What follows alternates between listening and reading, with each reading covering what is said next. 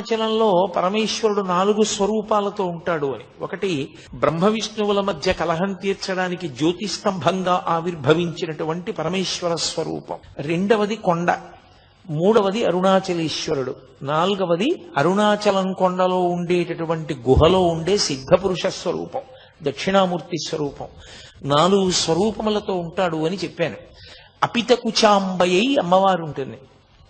ఆ పార్వతీ పరమేశ్వరుల యొక్క కుమారుడు సుబ్రహ్మణ్య స్వరూపంగా రమణ మహర్షి వచ్చారు. గణపతి యొక్క అంశలో కావ్యకంఠ గణపతి మునొచ్చారు. వీళ్ళిద్దరూ అక్కడే కలుసుకోవాలి అరుణాచల క్షేత్రంలో. వీళ్ళిద్దరూ కలుసుకున్న కాలం స్వర్ణయుగం. ఎందుకంటే పార్వతీ పరమేశ్వరులు ఇద్దరు కుమారులతో కలిసి కనపడిన క్షేత్రం ఆ క్షేత్రం. అప్పుడు భగవాన్ రమణుల యొక్క తత్వం గురించి పరమేశ్వరుడు ఆదేశించినంత మేర, అవకాశం ఇచ్చినంత మేర పరిశీలనం చేసుకుంటున్నాం. భగవాన్ రమణుల యొక్క తత్వాన్ని బయటికి వచ్చేటట్టు చెయ్యడంలో అసలు మౌనస్వామి అని పేరుగాంచినటువంటి భగవాన్ రమణులు మొట్టమొదటిసారి నోరు విప్పి మాట్లాడడం అనేటటువంటిది ప్రారంభింపచేసినటువంటి వ్యక్తి. తదనంతర కాలమునందు రమణ మహర్షికి అసలు ఆ పేరే ఉంచినటువంటి వ్యక్తి. రమణ మహర్షి ఎవరి పట్ల మిక్కుటమైన ప్రీతితో చెయ్యి కూడా పట్టుకుని తీసుకుని వెళుతూ ఉండేవారో, ఎవరితో మాట్లాడుతూ ఉండేవారో, ఎవరిని అనేక పర్యాయములు అనుగ్రహించారో అటువంటి మహాపురుషుడే కావ్యకంఠ గణపతి ముని. రమణుల జీవితం, కావ్యకంఠ గణపతి ముని జీవితం అవిభాజ్యములు. రెండు వేరు చేసి చూడడం కుదరదు. చాలా ప్రధానమైన సంఘటనలు వారి ఇరువురి మధ్యలోనే జరిగాయి. అంతటి గొప్ప ద్వయం అది. కావ్యకంఠ గణపతి ముని కారణజన్ములు. ఎందుచేత నేను ఆ మాట అనవలసి వస్తోంది అంటే, మీతో నేను తరచుగా ప్రస్తావన చేశాను, లోకాన్ని ఉద్ధరించగలిగినటువంటి వాడు ఏ మహాపురుషుడు పుట్టిన కారణం చేత వంశంలో 10 తరాలు అటు 10 తరాలు ఇటు కూడా తరిస్తాయో అంతటి మహాపురుష జననము జరగాలి అంటే కేవలము నిశ్చలమైనటువంటి భగవద్భక్తి కారణమవుతుంది. భగవద్భక్తి వినా ఇంకా ఏ కారణము చేత అటువంటి సంతానము లభించదు. సరే, లౌకికంగా ఏదో చదువుకోవడం, డబ్బు సంపాదించడం, కీర్తి ప్రతిష్టలు సంపాదించడం అది పెద్ద విశేషంగా నేను ఆధ్యాత్మికంగా భావన చేయడం కుదిరే విషయం కాదు. ఎందుకంటే అవన్నీ చాలా తాత్కాలికమైన విషయాలు. అవి పెద్ద చరిత్రలో జ్ఞాపకం ఉండిపోయే విషయాలుగా మిగలవవి. కానీ మార్గదర్శకులుగా మిగిలిపోయేటటువంటి మహాపురుషులు, వంశోద్ధారకులు జన్మించాలి అంటే అది కేవలం భగవద్భక్తి కారణంగానే జన్మిస్తారు. విశాఖపట్టణానికి దగ్గరలో బొబ్బిలికి దగ్గరలో కలువరాయి అని ఒక గ్రామం. అసలు ఆ గ్రామమే చాలా విచిత్రమైనటువంటి పేరుతో కూడుకున్నటువంటి గ్రామం. ఎందుచేత అంటే కలువ పువ్వు ఎప్పుడు పుట్టినా నీటిలోనే పుడుతుంది. కానీ ఆ గ్రామంలో ఒక వింత సంఘటన జరిగింది. ఒకానొకప్పుడు ఒక రాతి మీద కలువ వికసించింది. రాతి మీద కలువ వికసించడం అనేటటువంటిది మనం ఎక్కడ వినం. అదొక అసాధారణమైనటువంటి విషయం. రాతి మీద కలువ వికసించినటువంటి ప్రదేశం కనుక అటు ఇటు చేసి మాటల్ని ఆ ఊరిని కలువరాయి కలువరాయి అని పిలవడం మొదలుపెట్టారు. ఆ కలువరాయి గ్రామంలో ఉన్నటువంటి గడపలే చాలా తక్కువ. అందులో మళ్ళీ చాలా ప్రధానమైనటువంటి ఒక ఇంటి పేరుతో కూడుకున్నటువంటి కుటుంబం ఒకటి ఉంటూ ఉండేది. ఆ ఇంటి పేరు చాలా చోట్ల ఉంది, అయ్యల సోమయాజులు అని.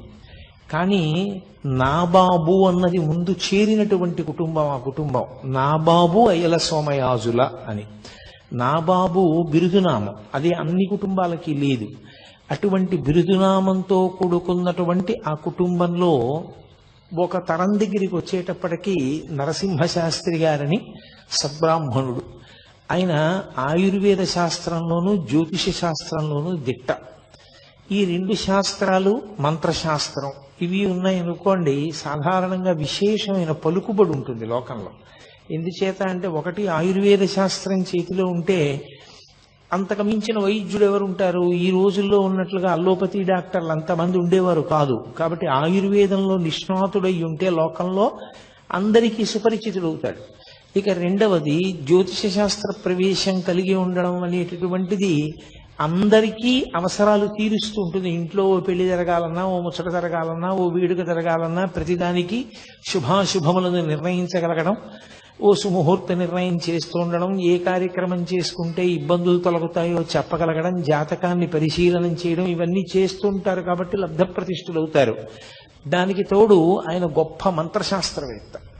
అనేక మంత్రములను ఉపదేశం పొందాడు ఆయన.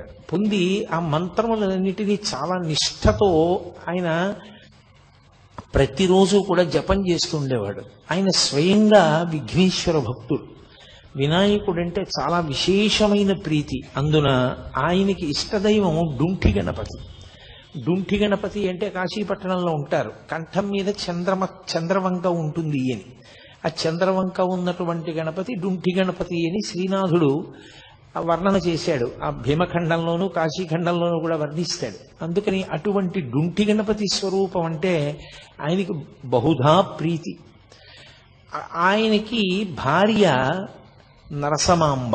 ఆ తల్లి ఆయనకి తగినటువంటి ఇల్లాలు, అపారమైనటువంటి భక్తి తత్పరురాలు.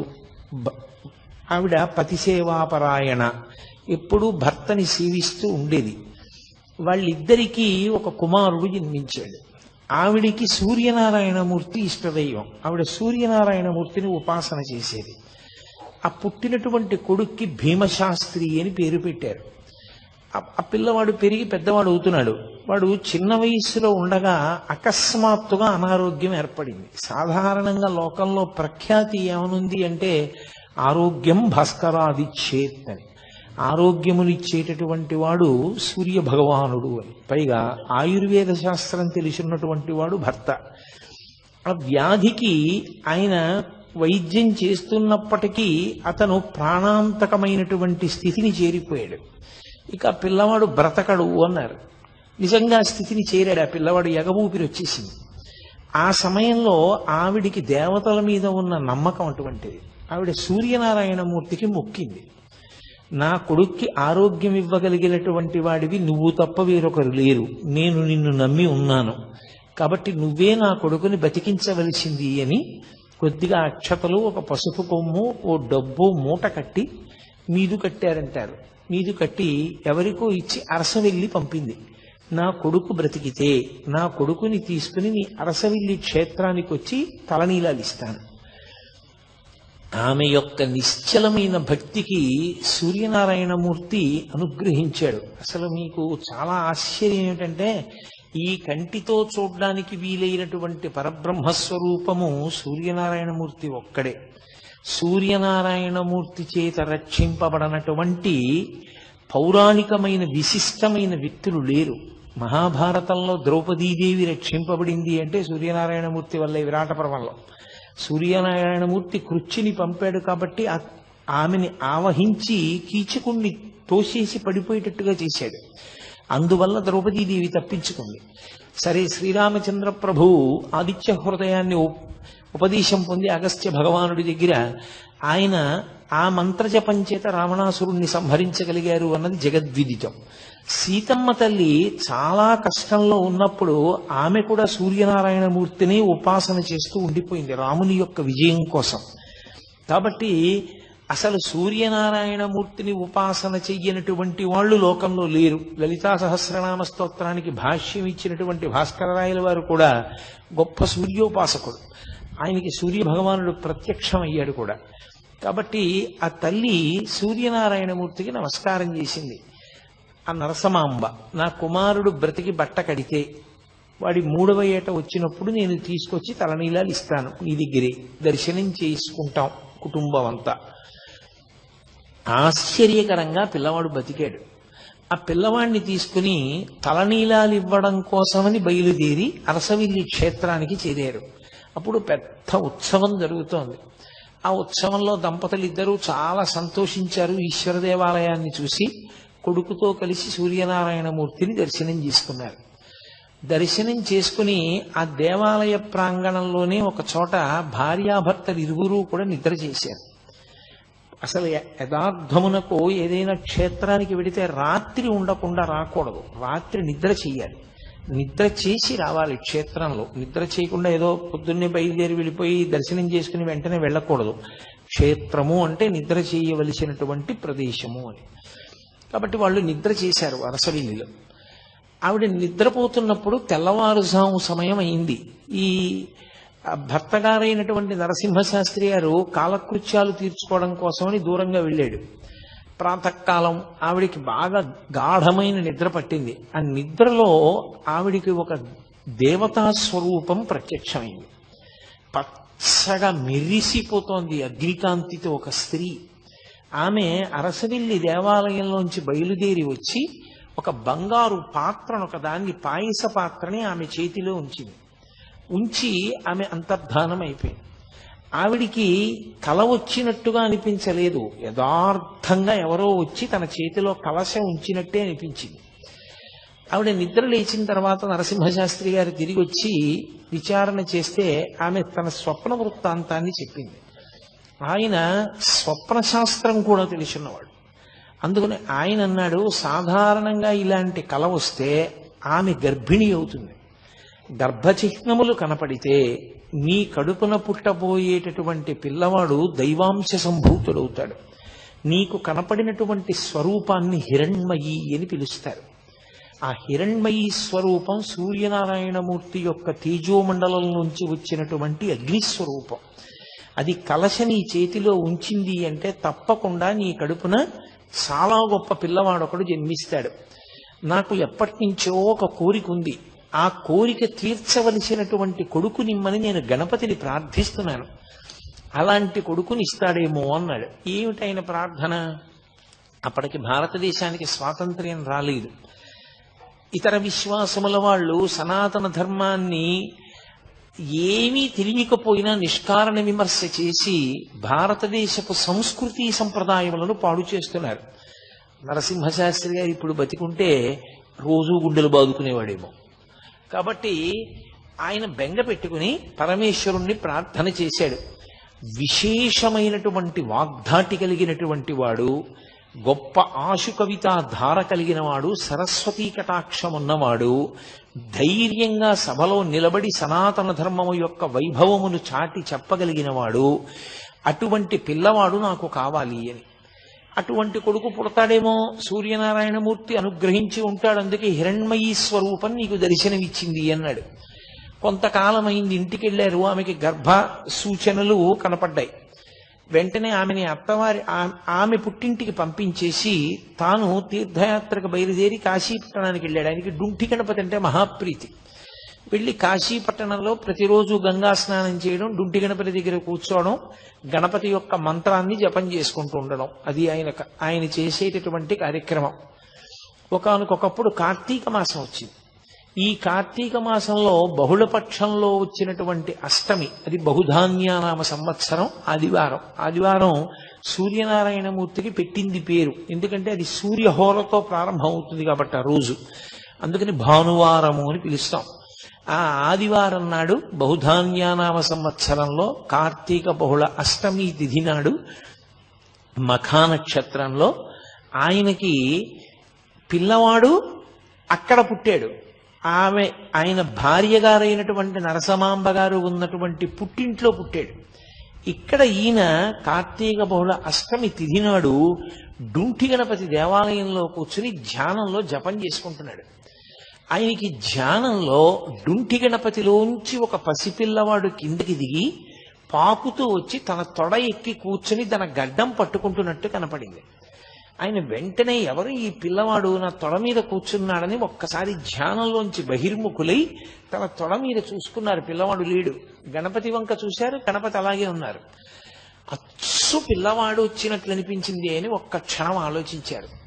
బహుశా నాకు పుత్ర సంతానం కలిగి ఉంటుంది, ఎవరో కారణ జన్ముడు జన్మించాడు, విఘ్నేశ్వర ప్రసాదంగా నా ఇష్టదైవమైనటువంటి డుంఠి గణపతి యొక్క అనుగ్రహంతో పిల్లవాడు జన్మించాడు, నేను ఆ పిల్లవాడికి గణపతి పేరే ఉంచుకుంటానని నాకు జాతాశౌచం వచ్చింది కాబట్టి నేను ఇక్కడ ఉండకూడదని ఆయన బయలుదేరి మెల్లగా ఆయన అత్తవారింటికి చేరుకున్నాడు. భార్య సంతోషంగా మెరిసిపోతున్నటువంటి పిల్లవాడిని తీసుకొచ్చి చేతుల్లో పెట్టింది. ఈ పిల్లవాడు ఫలానా సమయంలో పుట్టాడా అని అడిగారు ఆయన. తనకి కార్తీక బహుళ అష్టమి నాడు ఏ సమయానికి డుంటి గణపతిలోంచి పిల్లవాడు కిందికి దిగి పాకుతూ వచ్చి తన తొడ మీద కూర్చున్నట్టుగా దర్శనమైందో ఆ సమయాన్ని చెప్పి అడిగారు. ఆవిడంది, అదే వీడు పుట్టినటువంటి సమయం, అప్పుడే పుట్టాడు. చాలా సంతోషించారు. ఆమెకి సూర్యనారాయణమూర్తి ఇష్టదైవం, ఆయనకి విఘ్నేశ్వరుడు ఇష్టదైవం. అందుకని ఇద్దరి పేర్లు కలిసి వచ్చేటట్టుగా సూర్య గణపతి శాస్త్రి అని పేరు పెట్టారు.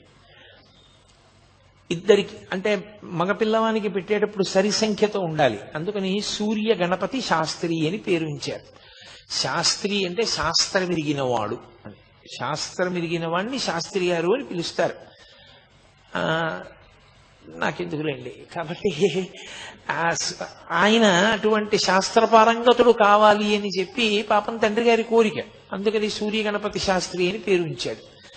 కానీ ఈ పిల్లవాడు కొంచెం పెరిగి పెద్దవాడు అవుతున్నప్పుడు ఆయన పేరు ఎక్కడ చెప్పకున్నా వాసిష్ఠ గణపతి అని చెప్పేవాడు.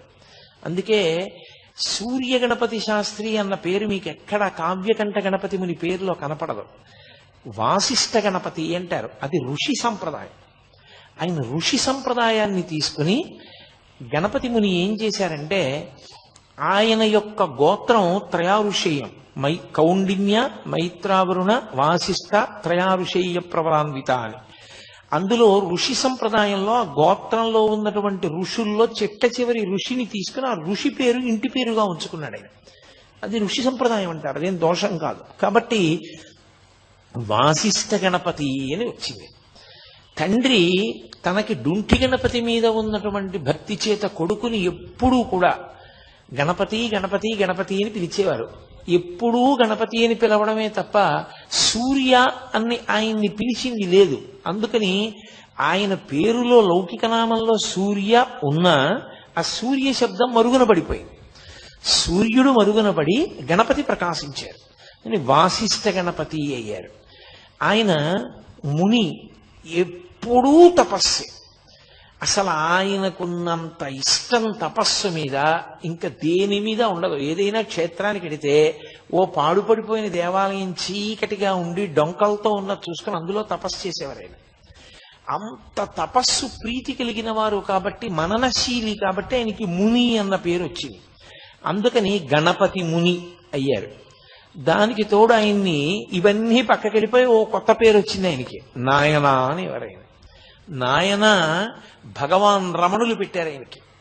ఆయన పేరేమిటో కూడా కనుక్కోకుండా భగవాన్ రమణులు ఆయన్ని నాయన అని నోరు విప్పి ఆయనతో మాట్లాడారు. మొట్టమొదటిసారి మాట్లాడారు రమణ మహర్షి తన జీవితంలో.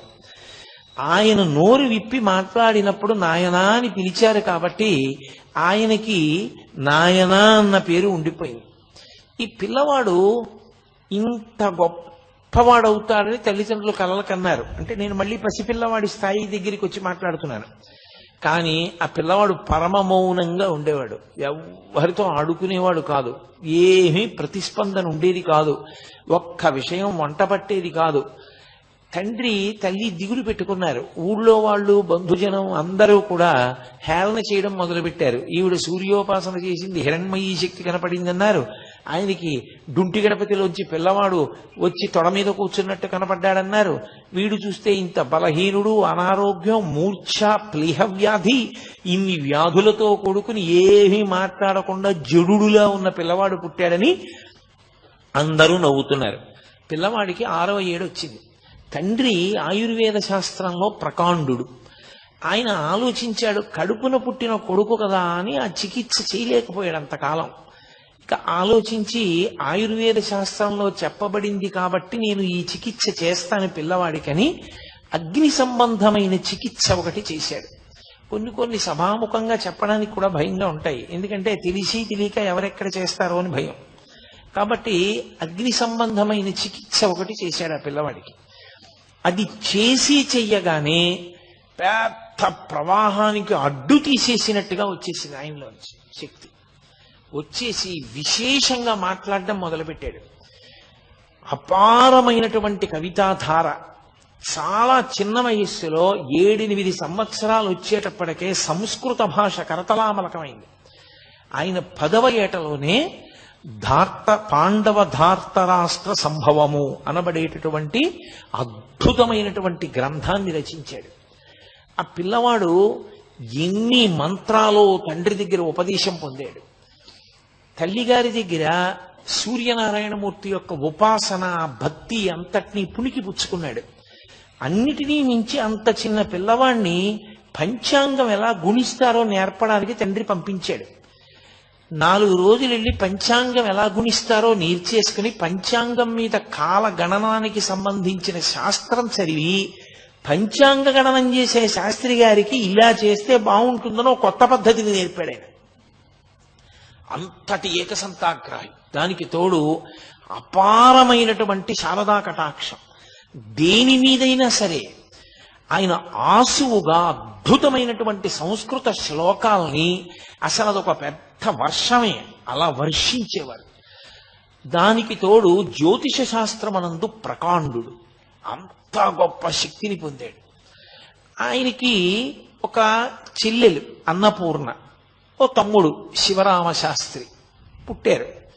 పుట్టిన తరువాత కొంతకాలానికి ఈవిడ విశాలాక్ష మహాతల్లి నరసమాంబ గారు తల్లిగారు మళ్లీ గర్భం ధరించారు. లోపల కవల పిల్లలు ఉన్నారు అన్నారు. ఇంకొక గంటలో పురుడు వస్తుంది. పెద్ద కొడుకు ఈయన ఆ పెద్ద కొడుకు పాప భీమశాస్త్రి బతికాడు. ఈయన రెండో కొడుకు. ఈ రెండో కొడుకు వీధిలో కూర్చుని ఉన్నాడు కుర్చీలో, ఇంకా చిన్న పిల్లవాడు. ఆవిడ ఎందుకో వచ్చి ఆ కొడుకుని అడిగారు, నాయన ఇంకొక గంటలో పురుడొచ్చేటటువంటి స్త్రీకి పుట్టే పిల్లలు ఆమె ఎలా ఉంటారు అని అడిగారు. ఆయన దగ్గర పుస్తకం అవి ఏం లేవు, ఆయన కూర్చుని ఉన్నారు ఇలా. ఆయన అన్నారా, ఆవిడ బతకదమ్మా, ఆవిడ పిల్లలు కూడా చచ్చిపోతారు అన్నారు. అది పినతండ్రి గారు విన్నాడు. ఒరే వీడు ఇలా చెప్పాడు రా, ఆవిడ అడుగుతున్నదేమో సొంత తల్లి అడిగింది, వీడు అమ్మకి పురుటి సమయం ఆసన్నమైందని తెలిసే చెప్పాడా తెలియక చెప్పాడా? వీడి చేతిలో పంచాంగం లేదు, వీడేమి గణన చేయలేదు, ఎలా చెప్పాడు ఒక గంటలో కానీ పురుడు వస్తే తల్లి పిల్లలు కూడా చనిపోతారని? అని ఏదో పిల్లాడు, పెద్ద దానికి పట్టించుకోవాల్సిన విషయం ఏముందని వదిలేశాడు ఆయన. ఆయన ఒక్కడే విన్నాడు ఆ మాట. ఆవిడ వెనక్కి తిరిగి వెళ్ళిపోతూ గుణుక్కుంది. పోనీలే నాయనా, నేను పిల్లలు అలాగే చచ్చిపోతే నోటి మాట అంత శక్తివంతమైన మహాపురుషుడి యొక్క తల్లిని అయ్యి ఉంటాను కదా అంటూ వెళ్ళింది. ఖచ్చితంగా గంట తర్వాత పురుడు వచ్చింది. ఆవిడ ఇద్దరు పిల్లలు చనిపోయారు. చనిపోగానే ఆ పినతండ్రి గారి ఈ వార్త అందరికీ చెప్పాడు. వీడు పంచాంగం చేత్తో పుచ్చుకోకుండా కన్న తల్లి వచ్చి అడిగితే గంట తర్వాత పురుడు వస్తే తల్లి పిల్లలు ఉండరమ్మా అన్నాడు. పంచాంగం లేకుండా చెప్పాడు. వీడి మాట నిజమైంది కాబట్టి వీడు సత్యవాగ్దురంధరుడు.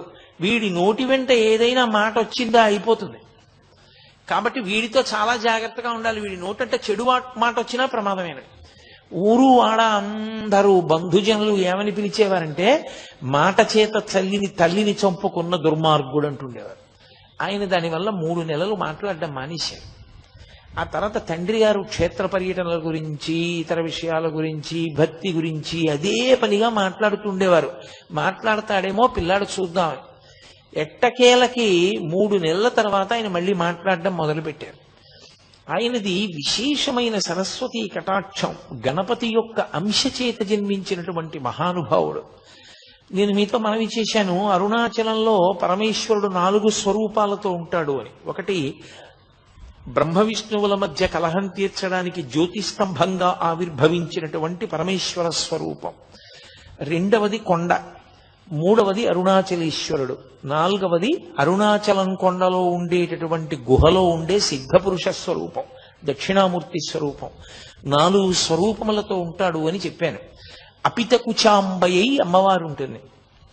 ఆ పార్వతీ పరమేశ్వరుల యొక్క కుమారుడు సుబ్రహ్మణ్య స్వరూపంగా రమణ మహర్షి వచ్చారు.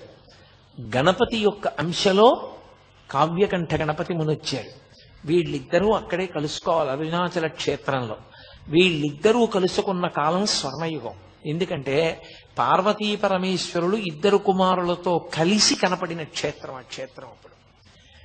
కాబట్టి ఆ పిల్లవాడు చిన్నతనం నుంచి అపారమైన కవితా ధార. తల్లిగారు వెళ్ళిపోయారు. ఇక తండ్రి గారిని మా పిల్లనిస్తామని ఆయన పాండితీ ప్రకర్ష, ఆయన సత్యవాక్ దురంధత, దానికి తోడు ఆయన యొక్క మంత్రోపాసన శక్తి, ఆయన యొక్క శాస్త్రముల యందు ప్రవేశము చూసి ఎంతమందో పిల్లనిస్తామని వెంటబడ్డారు. ఆఖరికి చూసి కర్రావారి పిల్లనిచ్చి చేశారు. కర్రావారు ఉన్నారు సభలో. కర్రావారి పిల్లనిచ్చి చేశారు. ఆమె పేరు విశాలాక్షి, బహుగడుసరి. ఆమె భర్తకి తగిన ఇల్లాలు, మహాపతివ్రత, ఆయన్ని అనుగమించేది ప్రతి విషయంలో. కానీ గడుసుతనంలో భర్త ఎంత గడుసువాడో, ఎంత సరస్వతీ కటాక్షం ఉన్నవాడో ఆమె కూడా అంత గడసరి. ఆమె వ్యక్తురాలైనప్పుడు కాపరానికి పంపించి ముహూర్త నిర్ణయం చేశారు. చేసి మామగారే స్వయంగా కోడలికి ఉపదేశం చేశారు, గణపతి మంత్రమును పరదేవతా మంత్రం. ఆమెని ఒకసారి అడిగారు మామగారు, నీకు గణపతి మంత్రం ఎక్కువ ఇష్టమా, ఉపాసన చేసేటప్పుడు పరదేవతా మంత్రం ఎక్కువ ఇష్టమా అని అడిగారు. తండ్రి కొడుకు అన్నం తింటున్నారు, కోడలు వడ్డిస్తోంది. ఆయన చమత్కారానికి అడిగాడు, ఎందుకని గణపతి మంత్రం ఎక్కువ ఇష్టమండి అందనుకోండి, ఆమె భర్తయ్యేగా గణపతి, ఆద్యకంఠ గణపతి ముని. పరదేవతా మంత్రం ఇష్టమందనుకోండి, మరి భర్తకి సంబంధించిందంత ఇష్టం లేదని కదా, ఏమంటుందో చూద్దామని ఆయన నవ్వి అడిగాడు. ఆవిడెంత చమత్కారంటే ఆవిడంది, బాహ్యమునందు గణపతిని సేవిస్తూ ప్రత్యక్షంగా ఆంతరమునందు పరదేవతోపాసన చేస్తూ ఉంటానంది. అమ్మో, చాలా గడసరి కోడలే వచ్చింది అని నరసింహశాస్త్రి గారు చాలా పొంగిపోయారు. ఆయన పెళ్ళయిందంటే 3 ఏళ్లు తేడా ఇద్దరికి. పెళ్లి అవగానే కాళిదాస మహాకవి రచించినటువంటి మేఘ సందేశం ఎంత ప్రౌఢంగా ఉంటుందో అలా భృంగ సందేశము అని చెప్పి ఒక కావ్యాన్ని రచించి భార్య పేరు మీద తన గురువుగారికి చూపిస్తే తెల్లబోయాడు గురువుగారు. ఇంత అద్భుతమైన పాండిత్యంతో ఇంత చిన్న వయస్సులో ఇంకా సంసారమే మొదలు పెట్టలేదు, భార్య మీద ఇంత గొప్ప కవిత్వం ఎలా చెప్పావురా నువ్వు అని చెప్పి, అది మేఘ సందేశం, ఇది భృంగదూతము అని రచించారు ఆయన. అంతటి మహాపండితుడు ఆయన. యాత్రకు బయలుదేరి వెళ్ళారు. ఒకప్పుడు నేను మీతో మనవి చేశాను కదా, పరమేశ్వరుడు ఎవరిని ఎందుకు పుట్టించాడో ఆ కార్యక్రమానికి తగినటువంటి ప్రేరణ చిన్నతనంలోనే ప్రారంభం అవుతుంది, ఏదో కారణానికి. మీరు చూడండి, అందుకే పరమేశ్వరుడు అందున మహాపురుష జననం జరిగినప్పుడు వారు ఎందుకు పుట్టారో పరమేశ్వరుడికి తెలుసు. ఆయన అటువైపుకు వెళ్ళిపోవడానికి కావలసినటువంటి లక్షణములు పుట్టుకతోటే వచ్చేస్తాయి. అవే పునాదిగా ఆ వ్యక్తి అటువైపుకి చేరిపోతాడు. ఆయనకి తీర్థయాత్ర, తపస్సు, భగవద్దర్శనము ఇవి చాలా ఇష్టం. ఆయన బయలుదేరి కాశీపట్టణానికి వెళ్ళారు. కాశీపట్టణంలో మేనమామ గారి ఇంట్లో ఉన్నారు. ఉన్నప్పుడే ఒక విచిత్ర సంఘటన జరిగింది. బెంగాల్ దేశంలో నవద్వీప్ అని ఒక ప్రాంతం. ఆ నవద్వీప్లో హరిమంటపము అని ఒక మంటపం. ఆ మంటపంలో ప్రత్యేకంగా ప్రతి సంవత్సరం అపారమైనటువంటి పాండితీ ప్రకర్ష కలిగినటువంటి విద్వాంసుల్ని తీసుకొచ్చి వాళ్లతో చర్చించి, అపారమైన శక్తి ఉన్నవాడు, అంతటి కవన శక్తి ఉన్నవాడు అన్న వాళ్ళకి కావ్యకంఠ అన్న బిరుదిస్తూ ఉంటారు. వాళ్ళు దక్షిణ దేశం వైపు నుంచి, అంటే ప్రత్యేకించి ఆంధ్రదేశం అటువైపు నుంచి వచ్చిన వాళ్ళంటే వాళ్ళ దృష్టిలో పెద్ద పాండిత్యం ఉన్నవాళ్ళు కారని వాళ్ళకు ఒక అపోహ ఉండేది. అందుకని ఎవరిని అసలు దగ్గరికే రానిచ్చేవారు కాదు. అందులో అంబికా దత్తు అని ఒక ఆయన ఉండేవాడు. ఆయన ఆధ్యక్షం వహిస్తుండేవాడు ఆ సభకి. ఆయనకి సింహం అని పేరు సంస్కృత భాషలో. అంతటి మహానుభావుడు. కాబట్టి ఆయన దగ్గర పరీక్షకి నిలబడి ఆ బిరుదం పొందడం అంటే అంత తేలిక విషయం కాదు. నిన్నగాక మొన్న పెళ్ళైన పిల్లాడు ఈయన గణపతి ముని ఆ బిరుదం కోసం అని చెప్పి నవద్వీప్లో ఆ హరిమందిర ప్రవేశం చేశారు. చాలా కష్టపడ్డారు దానికోసం. ఆయన ఆ లోపలికి వెళ్ళడం అంత కష్టమైందంటే, ఇప్పుడు నేను కావ్యకంఠ గణపతి ముని యొక్క జీవితాన్ని పూర్తిగా విచారణ చేయడం నా ఉద్దేశ్యం కాదు. ప్రధానం ఏమిటంటే అరుణాచలంతో సంబంధం గురించి మాట్లాడడం. అందుకని నేను ఆ విషయాల్ని దాటవేస్తున్నాను. ఆయన కొన్ని సమస్యాపూరణాలు ఇచ్చాడు. చాలా మీరు ఎప్పుడైనా చదివితే అసలు నిజంగా పిల్లవాడు ఇలా ఎలా నిలబడ్డాడు, ఎలా మాట్లాడాడు రా అని చాలా ఆశ్చర్యం వేస్తుంది. అంత గొప్ప సమస్యాపూరణాలు ఇచ్చారు. అవలీలగా వాదించాడు. వాదించి ఆఖరికి ఎంత స్థాయిలో బెదిరించారంటే ఆ అంబికా దత్ అన్న ఆయన్ని ఈయనేదో చిన్నతనం చేసి మాట్లాడబోయాడు. ఆయన అన్నారు గణపతి ముని, నువ్వు అంబికా దత్తుడివి, కన్న కొడుకువి కావు, నేను గణపతిని కన్న కొడుకుని, నేనా నువ్వా ఎవరెక్కువ పరదేవత కన్నారు. తెల్లబోయాడు ఆయన. ఆఖరికి ఆ సంవత్సరం ఈయన యొక్క కవితాధార చూసి కావ్యకంఠ అన్న బిరుదు ఈ పిల్లవానికి ఇచ్చారు. దాంతో ఈయన యొక్క యశశ్చంద్రికలు అంతటా వ్యాపించడం మొదలుపెట్టాయి. సరే, అక్కడి నుంచి బయలుదేరారు, ఇంటికి వచ్చారు. నేను ప్రధానమైనటువంటి భాగంలోకి రావలసి ఉంటుంది కదూ. ఆయన బయలుదేరి దక్షిణ దేశానికి యాత్రకు వచ్చారు. వచ్చి కాంచీపురం వెళ్ళి కాంచీపురంలో కొన్ని కోట్ల పర్యాయములు శివ శక్తి సంబంధమైనటువంటి మంత్రములను జపం చేశారు. జపం చేసి ఆయన అక్కడి నుంచి అరుణాచల క్షేత్రానికి వచ్చారు. వచ్చి అరుణాచల క్షేత్రంలో అపితకుచాంబ అరుణాచలేశ్వరుల ముందు నుంచి వెళ్ళాలి. స్మార్తులకు నియమం ఏమిటంటే ముందు పరమేశ్వర దర్శనం చేసి అమ్మవారి దర్శనం చేస్తారు. అంతేకాని ముందు అమ్మవారి దర్శనం చేసి అయ్యవారి దర్శనానికి వెళ్ళరు. కానీ కావ్యకంఠ గణపతి మునికి అన్నీ తెలిసున్నా ఆ రోజు ఆయన ఎందుకో ముందు అపితకుచాంబ దర్శనానికి వెళ్ళారు. ఆయన వెళ్ళి అపితకుచాంబ ముందు ఇలా నిలబడి చేతులొగ్గి నమస్కారం చేస్తున్నారు. అంతే, అమ్మవారికి అలంకారం చేసినటువంటి పువ్వులన్నీ జల జల జల జల రాలి కింద పడిపోయి, ఓహో నన్ను అమ్మ అనుగ్రహించింది, గణపతి కదు, మరి గణపతి అంశ కదూ. ఆవిడికి అందులో కొడుకుని చూస్తే మహాప్రీతి, హేరంబుడిని పేరు మహానుభావుడికి. అమ్మవారు యొక్క కళ తగ్గించవలసి వస్తే శంకరాచార్యుల వారు ఎదురుగుండా గణపతి ప్రతిష్ఠ చేసేవారు. శ్రీకాళహస్తి క్షేత్రానికి కూడా ఆవిడ గణపతితో కలిసి వచ్చింది. కాబట్టి పెద్ద కొడుకు అంత ప్రీతి ఆవిడికి గణపతి అంటే. అందుకని చూడగానే ఆవిడ మించి పువ్వులన్నీ రాలిపడ్డాయి. చాలా సంతోషించారు ఆయన, అమ్మ అనుగ్రహం కలిగింది అనుకున్నారు. ఆయనతో పాటు తమ్ముడు శివరామ శాస్త్రి కూడా వచ్చాడు. వచ్చి ఆయన అరుణాచలేశ్వర దర్శనానికి వెళ్ళారు. అప్పటి వరకు తీర్థయాత్రలలో ఎన్నో దేవాలయాలకు వెళ్ళారు, ఎన్నో దర్శనాలు చేశారు. కానీ అరుణాచలేశ్వరుడి ముందు ఇలా నిలబడేటప్పటికే ఆయన ఒంట్లో పులకాంకురాలు వచ్చాయి. వచ్చి వెన్నుపాములో ఏదో విద్యుత్తు ప్రవహించినట్టుగా ఈయనతో నాకు ఏదో గొప్ప అనుబంధం ఉంది, తండ్రి నన్ను పిలుస్తున్నావా అన్నారు. ఎంత పారవస్యానికి లోనై బయటికి వచ్చారు. వచ్చి దుర్గమ్మ దర్శనానికి వెడదామని వెడుతున్నారు. తమ్ముడు, అన్నయ్య నాకు ఆకలేస్తోంది, అన్నయ్య నాకు ఆకలేస్తోంది, అరటిపండు కొనుక్కుంటాను, ఓ డబ్బు ఇయ్యమన్నాడు. సరే ఏదో ఇచ్చారు. ఆయన 8 అరటిపళ్ళు కొనుక్కు తిన్నాడు. అయినా ఆయన ఆకలి తీరలేదు. కాసేపు అయ్యేటప్పటికి మళ్ళీ డబ్బడికి మళ్ళీ ఓ 8 అరటిపళ్ళు తిన్నాడు. ఒరే, నువ్వు ఇలా అరటిపళ్ళు తినేస్తే ఆరోగ్యం పాడైపోతుందిరా నీకు. అప్పుడే గణపతి ఉత్సవాలు పూర్తయ్యాయి అరుణాచలంలో. ఏకాదశి తిథి ఆ రోజున. ఎక్కడైనా అన్నదాన సత్రవులో అన్నం పెడతారేమో కనుక్కుంటానుండరా అని చెప్పి ఆయన వెళ్ళి అన్నదాన సత్రవుల్లో అడిగారు. ఇవాళ ఏకాదశి కదండి, అన్నదానం ఉండదు అన్నారు. ఏకాదశి ఉపవాస తిథి. వెంటనే బ్రాహ్మణ వీధిలోకి వెళ్ళి భవతి భిక్షాందేహి అని ఆయన యాచన చేశారు. అసలు ఎవ్వరూ ఆత్మహత్య చేసుకోకూడదు, ప్రత్యేకించి బ్రాహ్మణుడు అసలు చేసుకోకూడదు. అందుకే భిక్ష ఉపనయనం అవగానే భిక్షకి వెళ్ళమంటారు. భిక్షాటన చేసైనా బతికి శాస్త్రాన్ని 10 మందికి చెప్పాలి తప్ప తానే ఆత్మహత్య చేసుకుంటే లోకానికి మార్గం చూపించేవాడు ఎవరికా. అందుకని ఆయన బ్రాహ్మణాగ్రహారంలోకి వెళ్ళి ఇళ్ల ముందు నిలబడి భిక్షాటన చేశారు. తమ్ముడికి ఆకలిగా ఉందమ్మా, పట్టెడు అన్నం పెట్టండి అని. ఏ ఇంటికి వెళ్ళినా తలుపులు వేసేసుకుని నిద్రపోతున్నారు. లేదా ఇవాళ ఏకాదశయా, అన్నం లేదన్నారు. ఇంత గొప్ప క్షేత్రం, ఇటువంటి చోట ఎంత ఏకాదశి అయితే మాత్రం పిల్లలకన్నా వండుకోరా? పిల్లలకి ఏకాదశి ఉపవాసం లేదు. అందుకని మరి పిల్లల కోసం అన్నం వండద్దు.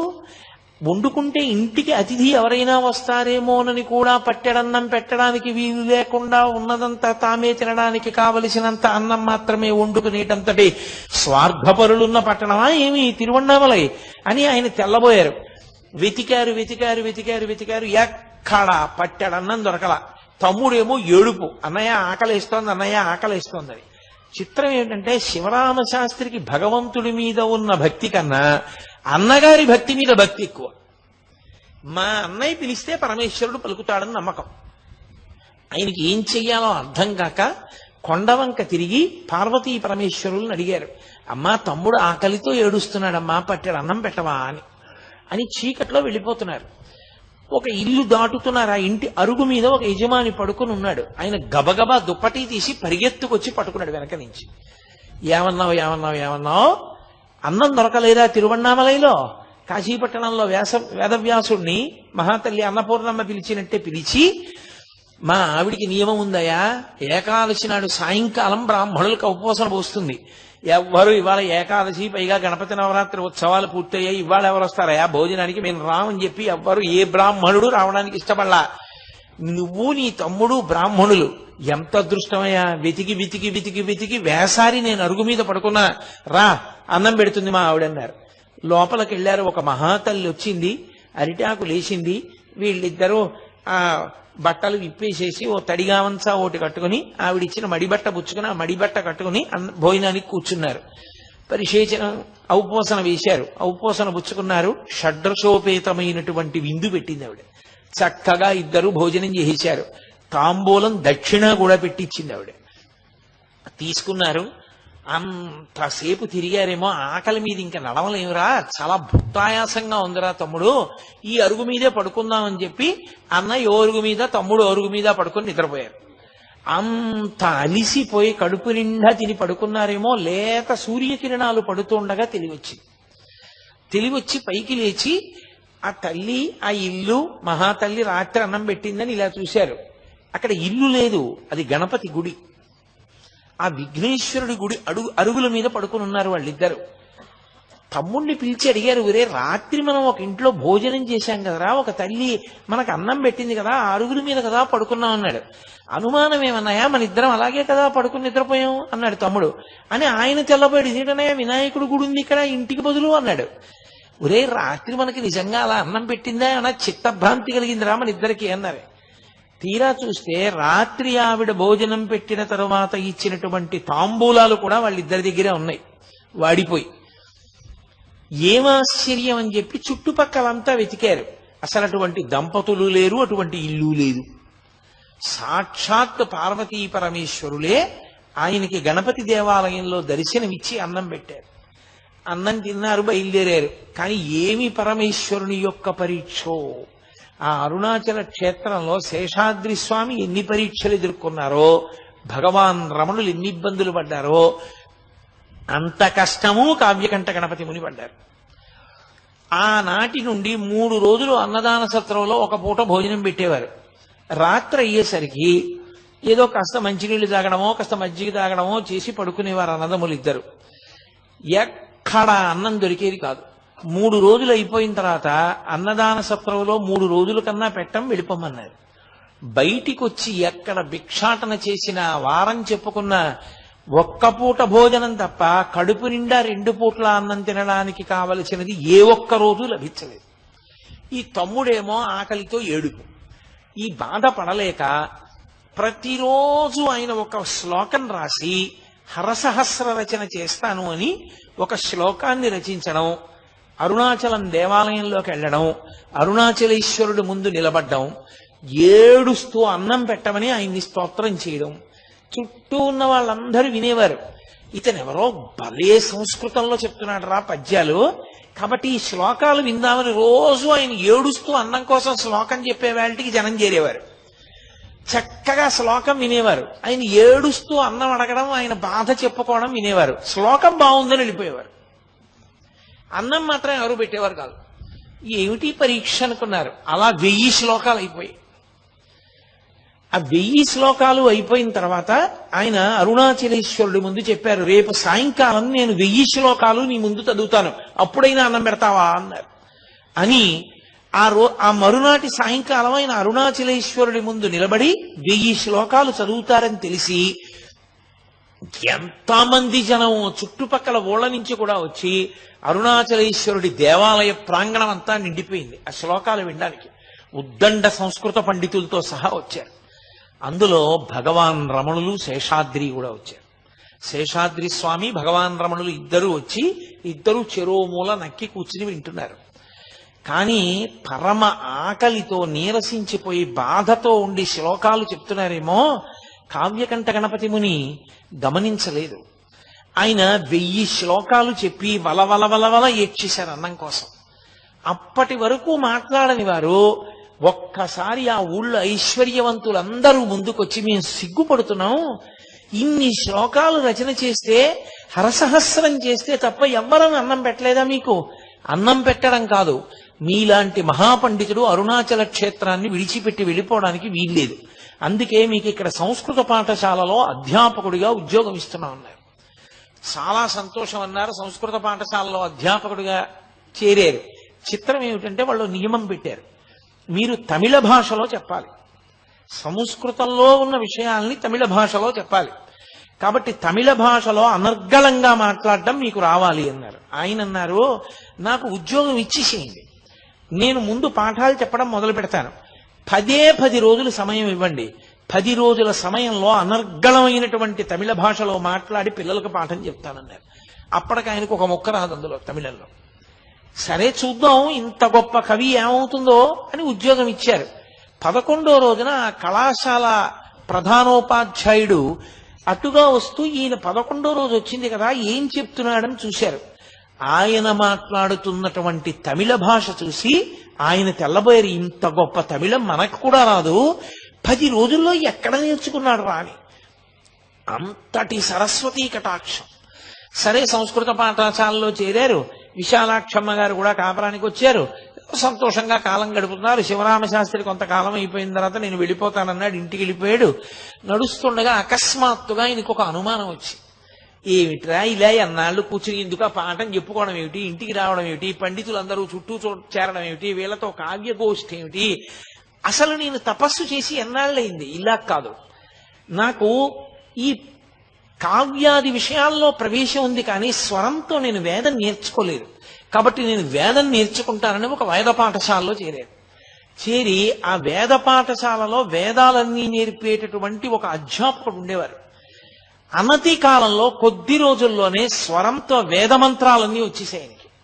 వచ్చేసి ఆయన సాయణాచార్యుల వారు చేసినటువంటి వేద భాష్యాలన్నీ చదివేసి వేదం నేర్పిన గురువు గారికి కొద్ది రోజుల్లోనే వేదమంత్రాలకి భాష్యం కూడా నేర్పారు. అంతటి ఉద్దండు కావ్యకంఠ గణపతి ముని అంటే, అంతటి సరస్వతీ కటాక్షం ఉన్నటువంటి మహానుభావుడు, అపర విఘ్నేశ్వర అవతారం ఆయన. కాబట్టి అటువంటి స్థితిలో ఉండే ఆయనకు ఒక రోజు అకస్మాత్తుగా ఆలోచన వచ్చింది, ఈ పైన మౌనస్వామి ఉన్నారంటారు కొండ మీద, అరుణాచలం వచ్చి నాళ్ళయింది, ఇంతమంది గుంపులు గుంపులుగా పోయి చూసొస్తూ ఉంటారు, ఎప్పుడూ మాట్లాడంటారు, ఒక్కసారి ఆయన్ని చూసొస్తే అనుకున్నారు. సరే ఎక్కడుంటారు ఏమిటి అని విశ్వనాథ అయ్యర్ అని ఆయన స్నేహితుడు, ఆయన్ని అడిగారు తీసుకెళ్ళమని. ఆయన సరే నేను తీసుకెడతాను, విరూపాక్ష గుహలో ఉంటారు రమ్మని తీసుకెడుతూ, అక్కడే పద్మనాభ స్వామి అని ఒక ఆయన ఉండేవాడు, ఆయన ఎప్పుడూ రమణ మహర్షి మీద నిందా ప్రచారం చేస్తుండేవాడు. ఆయనకేం తెలుసు, ఆయనకేం తెలియదు, నేనే గొప్పవాడిని, నాకే అన్నీ తెలుసు అంటుండేవాడు. ఆ పద్మనాభ స్వామి మాటలు నమ్మి ఆయనకి అంతేవాసిగా మారిపోయాడు విశ్వనాథ అయ్యర్.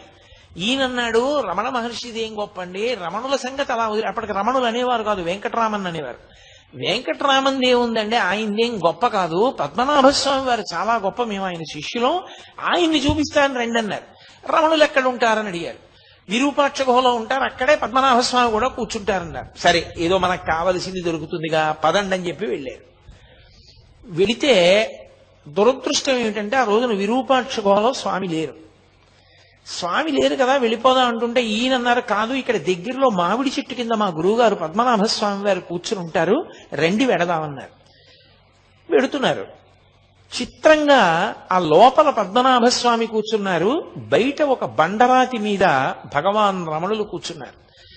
రమణులు అందరిలా ఇలా చూడరు, మీరు ఎప్పుడైనా చూశారో లేదో ఆయన చిత్రపటాలు, ఆయన చూపు గమ్మత్తుగా ఉంటుంది, ఏమిటో ఇలా చూస్తారు ఆయన. రామకృష్ణ పరమహంస చూపు గమ్మత్తుగా ఉంటుంది, భగవాన్ రమణుల యొక్క చూపు చాలా గమ్మత్తుగా ఉంటుంది. ఆయన ఇలా తలపెట్టి చూస్తూ ఉంటారు. ఆయన కావ్యకంఠ గణపతి ముని వంక అలా చూస్తున్నారు. ఆయన యొక్క తేజస్సు చూశారు కావ్యకంఠ గణపతి ముని. అబ్బా సూర్యుని పగిది ఉన్నాడు రా మహానుభావుడని వంగి ఆయనకి నమస్కారం చేసి ఈ పద్మనాభ స్వామి వంక చూశారు. చూడగానే తెలిసిపోయింది ఆయన సమర్థత ఎటువంటిదో. ఆయనకి నమస్కారం చేయకుండా ఈయన దగ్గర కూర్చున్నారు. కూర్చునేటప్పటికి తీసుకొచ్చిన విశ్వనాథ అయ్యర్ గుండెలు జారిపోయి అయ్యి బాబోయ్ మా గురువు గారి పట్ల అపచారం అయిపోయింది, తర్వాత పిలిచి నన్ను దెబ్బలాడతారో ఏమిటో అలాంటివన్నీ తీసుకొచ్చాను. ఆయనకి కోపం వచ్చి ఆ పద్మనాభ స్వామికి, నువ్వేనా కావ్యకంఠ గణపతి మునివి, హరసహస్రం చెప్పిన వాడివి నువ్వేనా అరుణాచల దేవాలయంలో అని అడిగారు. అవునన్నారు. ఏది అంత పండితుడువా, శుక్లాంబరధరం విష్ణుం అన్న శ్లోకానికి విష్ణుపరంగా చెప్పు అన్నారు. వెంటనే శ్లోకాన్ని విష్ణుపరంగా చెప్పారు. చెప్పి మీరు నన్ను విష్ణుపరంగా అడిగారు, బ్రహ్మపరంగా కూడా చెప్తానని మళ్ళీ బ్రహ్మపరంగా అన్వయం చేశారు. చెప్పి పద్మనాభ స్వామి వంక చూసి, బ్రహ్మగారితో సమన్వయం చేయడం ఏమిటి, ఎదురుగుండా కనపడుతున్నటువంటి ఈ వెంకట్రామన్ గారితో అన్వయం చేస్తాను చూడండి అన్నారు. అని శుక్లాంబరధరం, తెల్లటి గోచీ పెట్టుకుని ఉంటారు ఇప్పుడు, కాబట్టి తెల్లటి బట్ట కట్టుకున్నారు. విష్ణుం, ఆయన కీర్తి దిగ్దిగంతముల వ్యాపించింది, ఆయన అటువంటి స్థితిని పొందారు కాబట్టి విష్ణుం. శశివర్ణం, తెల్లగా మెరిసిపోతున్నారు కాబట్టి శశివర్ణం. చతుర్భుజం, చతుర్భుజం అంటే భుజం అంటే గెలిచినవాడు అని, కాబట్టి ఆయన మనో బుద్ధి చిత్త అహంకారములు అనేటటువంటి నాలుగింటిని కూడా భుజించేశాడు, గెలిచేశాడు. ఆయన గెలిచేసిన వాడు కాబట్టి చతుర్భుజం. ప్రసన్నవదనం, ఆయన ముఖం చూడండి ఎంత ప్రసన్నంగా ఉందో, కాబట్టి ప్రసన్నవదనం ధ్యాయేత్, అటువంటి ఆయన్ని ధ్యానం చేస్తే సర్వ విఘ్నోపశాంతయేత్, అన్ని విఘ్నములు పోతాయన్నారు. అనేటప్పటికీ పద్మనాభ స్వామికి ఎక్కడ లేని బాధ పుట్టేసింది. చూశారు కానీ ఒక్క చిన్న పొరపాటు పడ్డారు కావ్యకంఠ గణపతి మరి. వెంకట్రామన్ ఒంటి మీద యజ్ఞోపవిందా అని చూశారు, యజ్ఞోపవీతం ఉందా అని. యజ్ఞోపవీతం మీద ఆయనకున్న శ్రద్ధ అటువంటిది, అది తక్కువేం కాదు, చాలా గొప్ప విషయం. అసలు యజ్ఞోపవీతం ఎందుకేసుకున్నాడో తెలియకుండా, జీవితంలో ఒక్కసారి గాయత్రి చేయకుండా, రేపు పెళ్ళనగా ఇవాళ యజ్ఞోపవీతాలు వేసుకున్నటువంటి దౌర్భాగ్యులకి దాని వైభవం అర్థం కాదేమో గాని, పుట్టిన దగ్గర నుంచి గర్భాష్టమంలో ఉపనయనం చేసుకుని సంధ్యావందనానికి ప్రాణం పెట్టే మహానుభావులకి యజ్ఞోపవీతం మీద అంత గౌరవం ఉంటుంది అంటే అందులో ఏమి తక్కువ భావం ఏం లేదు, దాన్ని ఏమి తక్కువ చేసి చూడవలసిన అవసరం ఏం లేదు. ఈయనకి ఒంటి మీద యజ్ఞోపవీతం లేదు, కాషాయం కట్టుకోలేదు, తెల్లటి గోచీ కట్టుకున్నారు. అసలు ఈయన సంప్రదాయజ్ఞుడేనా, ఈయనకి సరిగ్గా ఏమైనా మనం ఆయనతో మాట్లాడతగిన వ్యక్తేనా అన్న అనుమానం వచ్చింది ఎందుకు అకస్మాత్తుగా. వచ్చి ఆయన తేజస్సు చూశారు, నమస్కారం చేశారు, దిగి వెళ్ళిపోయారు విశ్వనాథ అయ్యర్తో. ఆ తర్వాత ఇంకెప్పుడు పైకి రాలేదు, ఇక కొండ మీదకి రాలేదు, ఆ క్రిందనే ఉండిపోయారు. ఉండిపోయి మళ్ళీ అక్కడి నుంచి మళ్ళీ ఆ సంస్కృత పాఠశాలలో ఉద్యోగం కూడా వదిలిపెట్టేశారు. వదిలిపెట్టి మళ్ళీ తీర్థయాత్రకి వెళ్ళారు, చాలా చోట్ల తపస్సు చేశారు. అని ఆయన విచిత్రం ఏమిటంటే ఆయనకి అంత పట్టుదల. ఒకసారి తారామంత్రం తెలియని వాడివి నువ్వు విద్వాంసుడివా అన్నాడు ఒక ఆయన. అంతే, ఆయన తారామంత్రోపాసన పొంది సిద్ధి పొందారు, రేణుకాదేవి దర్శనం పొందారు, పరశురామానుగ్రహం పొందారు. అందుకే ఆయన వాక్కుతో అగ్ని కురిపించేవారు. ఆయన నోటితో అన్నారంటే అగ్నిహోత్రం పడవలసిందే, అంతటి మంత్రసిద్ధులు పొందారు ఆయన. మళ్ళీ ఇంత తపస్సు చేసి మళ్ళీ అరుణాచల క్షేత్రానికే వచ్చారు. వచ్చి ఆయనకి తపస్సు మీద ఉన్న ప్రీతి అటువంటిది. నైరుతి లింగం, ఆయన ముందు దుర్గమ్మ తల్లి కోవెల దగ్గర కూర్చుని తపస్సు చేశారు. అక్కడ మేకలు కాసుకుని వాళ్ళు అరుస్తూ ఉండేవారు. ధ్యానభంగం అవుతోందని అమ్మవారి దగ్గర అనుమతి అడిగి ఆవిడ్ని శ్యామలాదేవి అంటుండారు, పచ్చయ్యమ్మన్ కోవెల్ అంటుంటారు అక్కడ. ఆయన మళ్ళీ అక్కడి నుంచి నైరుతి లింగం దగ్గరికి వెళ్ళిపోయారు. నైరుతి లింగం ప్రదక్షిణ మార్గంలో కొంచెం లోపలికి వెడితే కనపడుతుంది. దానికి ఒక పక్కన నైరుతిలో పక్కకి ఓ చిన్న గుడిసె లాంటిది వేసుకుని దానికి ఒక చెక్క తలుపు లాంటిది ఒకటి పెట్టుకుని రాత్రింబవళ్ళు అందులో కూర్చుని తపస్సు చేస్తుండేవారు. అలా తపస్సు చేస్తున్న రోజుల్లో ఒక ఆశ్చర్యకరమైనటువంటి సంఘటన జరిగింది. ఆయన ఒకసారి అరుణాచలేశ్వరుని యొక్క రథాన్ని చూశారు. అరుణాచలేశ్వరుడికి ఉన్న రథం అంత రథం ఇక ఏ ఈశ్వర స్వరూపానికి ఉండదు అంటారు. 14 భువనములు ఎలా ఉంటాయో అలా 14 అంతస్తుల కొయ్యతేరు అరుణాచలేశ్వరుడు. అది ప్రత్యేకించి కృత్తికా ఉత్సవానికి 8వ రోజున ఆయన నందివాహనారూఢుడై ఆ మరునాడు కొయ్యతేరు మీద వెడుతున్నప్పుడు ఆ విలాసం, ఆ వైభవం చూసి తీరాలంటారు. అంత పెద్ద రథం, ఆ రథం వంక చూశారు. చూసి ఆయన అనుకున్నారు, 14 భువనములను ఏకకాలమునందు చూడలేరు, కానీ ఈ రథాన్ని ఇందుకే ఇలా నిర్మాణం చేశారు. 14 భువనములను నడిపించగలిగినటువంటి పరమేశ్వరుడే 14 భువనముల యొక్క రూపంగా ఉన్నటువంటి ఈ రథస్థితుడై ఈ లోకాన్ని నడుపుతున్నటువంటి వాడిగా రథంలో నడుస్తూ కనపడతాడు. అందుకే అరుణాచలంలో రథోత్సవం జరిగిన నాడు దర్శనం చేయడం అంత గొప్పదైంది అని భావన చేశారు. వెళ్ళి మళ్ళీ తపస్సు చేసుకుంటున్నారు. తపస్సు చేసుకుంటుండగా ఆయనకి చీకటి పడిపోయిన తర్వాత బయటికి వచ్చారు. బయటికి వస్తే కొంతమంది మాటలు వినపడుతున్నాయి. అరుణాచలంలో ఇవాల్టి రోజు ఉదయం రథోత్సవం కోసం కొయ్యతేరులో స్వామివారిని పట్టుకుని బయలుదేరారు. ఖచ్చితంగా ఈయన పనిచేసిన సంస్కృత పాఠశాలకి ఈయన అరుణాచలం రాగానే అన్నం తినడానికి అడిగినటువంటి ఆ అన్నదాన సత్రంకి మధ్యలో రథం ఆగిపోయింది. ఎంతమంది దాన్ని మరమ్మత్తు చేసేవాళ్ళు వచ్చారో, ఎన్ని వేల మంది వచ్చారో, ఇంతమంది మోకులేశారు, లాగారు, తోశారు. ఏం చేసినా అంగుళం కూడా రథం కదలలేదు. పరమేశ్వరుడికి ఏదో ఆగ్రహం వచ్చింది, రథం ఆగిపోయింది కదలడం. ఏమీ తేడాయా కనపట్టలేదు. మరునాడు మధ్యాహ్నం 12 అయ్యేటప్పటికి రథం కానీ వెళ్ళి మరొక వాహనం మీదకి మారకపోతే స్వామి దేవాలయం అంతా ప్రాయశ్చిత్తం చేయవలసి ఉంటుంది. అందరూ హడిలిపోయారు. ప్రధాన అర్చకుడు కూడా బాధపడుతూ ఇంటికి వెళ్ళిపోయాడు. ఆలయ అధికారులు వెళ్ళిపోయారు. ఎవరో కొద్ది మంది ఉన్నారు. ఆయనకి అకస్మాత్తుగా ఒక మాట వినపడింది.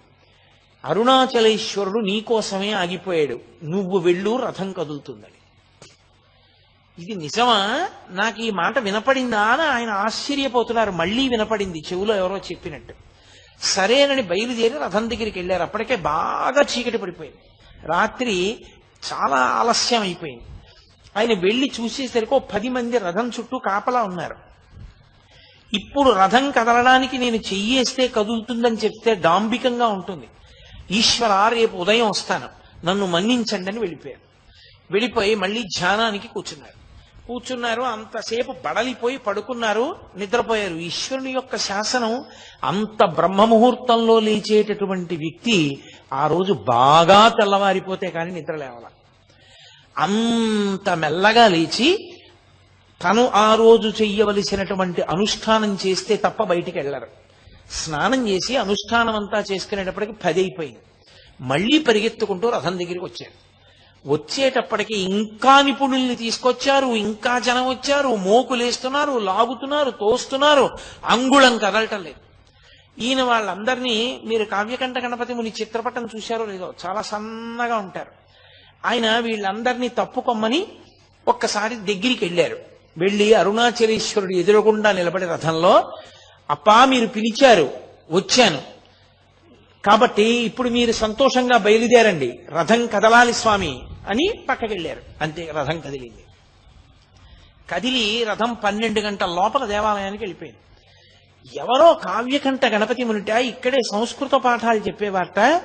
ఆయన నైరుతి లింగం దగ్గర తపస్సు చేస్తున్నారట. ఆయన వస్తే రథం కదిలింది. ఏమిటి విచిత్రం అని ఆయన వెంటబడ్డారు జనం. ఆయన ఎవ్వరికీ కనపడకుండా బ్రాహ్మణ వీధిలోకి వెళ్ళిపోయి అక్కడ భోజనం చేశారు. విశ్వనాథ అయ్యర్ గారితో కలిసి భోజనం చేశారు. భోజనం చేసి వెంటనే ధ్యానంలోకి వెళ్ళిపోయారు. ఆ ధ్యానంలో ఆయనకు ఒక విషయం కనపడింది. నువ్వు వస్తే తప్ప రథం కదలలేదు అంటే నువ్వు గొప్పవాడివని ప్రకటించడానికి రథం కదలలేదా? నువ్వు పరమభక్తుడివని లోకానికి తిరిగి చెప్పడం ప్రధానమా? లేకపోతే నిన్ను చూడాలని అరుణాచలేశ్వరుడు కదలలేదా? ఎందుకు కదలలేదు రథం? ఎందుకు ఆగిపోయింది? నువ్వు వెళ్ళాక ఎందుకు కదిలింది అని ఆయన, ఆ వాగ్రథం కదలాలంటే నువ్వు ఆయన దగ్గరికి వెళ్ళాలి. ఇతపూర్వం నువ్వు పొరపాటు పడ్డావు ఆయన గురించి. ఇప్పుడు నువ్వు ఆయన దగ్గరికి వెళ్ళు, ఆయన దర్శనం చేసి ఆయనకి నమస్కరించు, ఆయన మాట్లాడతారు.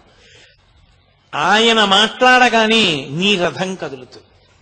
ఇన్నాళ్ళు తపస్సు తపస్సు తపస్సు అని తిరుగుతున్నావుగా, ఇప్పుడు అసలు తపస్సు అంటే ఏమిటో తెలిసి నీలోని రథం కదిలి అద్భుతమైనటువంటి కవనము, లోకాన్ని ఉద్ధరించగలిగినటువంటి స్తోత్రాలు, మంత్ర సంబంధమైనవి నీ నుండి జాలువారతాయి. ఈ 2 రథములు కదపడానికే నా రథాన్ని ఆపి పిలిచాను, ఎక్కుకొండ అనిపించింది. ఆయన వెంటనే లోపలికెళ్ళి విశ్వనాథ అయ్యర్ని కూడా పిలవాల. మంచి ఎండాకాలం, గబగబా ఉత్తరీయం తీసి భుజం మీద వేసుకుని అరుణాచలం కొండెక్కడం మొదలుపెట్టారు. విరూపాక్ష గుహలో ఉంటారు స్వామి. విరూపాక్ష గుహలోకి వెళ్ళడం అంత తేలిక కాదు. ఆ రోజుల్లో జనం విపరీతంగా వెడుతుండేవారు. అందులో కృత్తికా దీపోత్సవంలో స్వామివారి ఊరిరిగింపు వాహనాల మీద జరుగుతున్నంతసేపు స్వామి దగ్గర ఉంటారు, అయిపోగానే రమణుల దగ్గర వెళ్ళిపోతారు అందరూ. ఆ విరూపాక్ష గుహ చుట్టూ ఓ తడిక కట్టి తలుపులు పెట్టి తాళం వేసేవాడు పళనిస్వామి. ఆయన ఎందుకో ఆ రోజున తాళం వేయడం మానేసి తలుపులు తెరిచి ఏదో శారీరక అవసరం తీర్చుకోవడానికి వెళ్ళాడు. అసలు ఆయన చుట్టూ చాలా మంది జనం ఉంటారు దర్శనానికి వచ్చి. రమణుల దర్శనం అంత తేలిగ్గా అవదు. కాబట్టి ఎలా అవుతుంది, నాకు ఇలా మాట వినపడింది, మరి నేను వెడుతున్నానే ఆయన దర్శనానికి అనుకుని, సరే నాకు ఏ ఈశ్వరుడు ఇది తోపించాడో ఆయనే నిర్ణయిస్తాడని గబగబ పైకెక్కారు.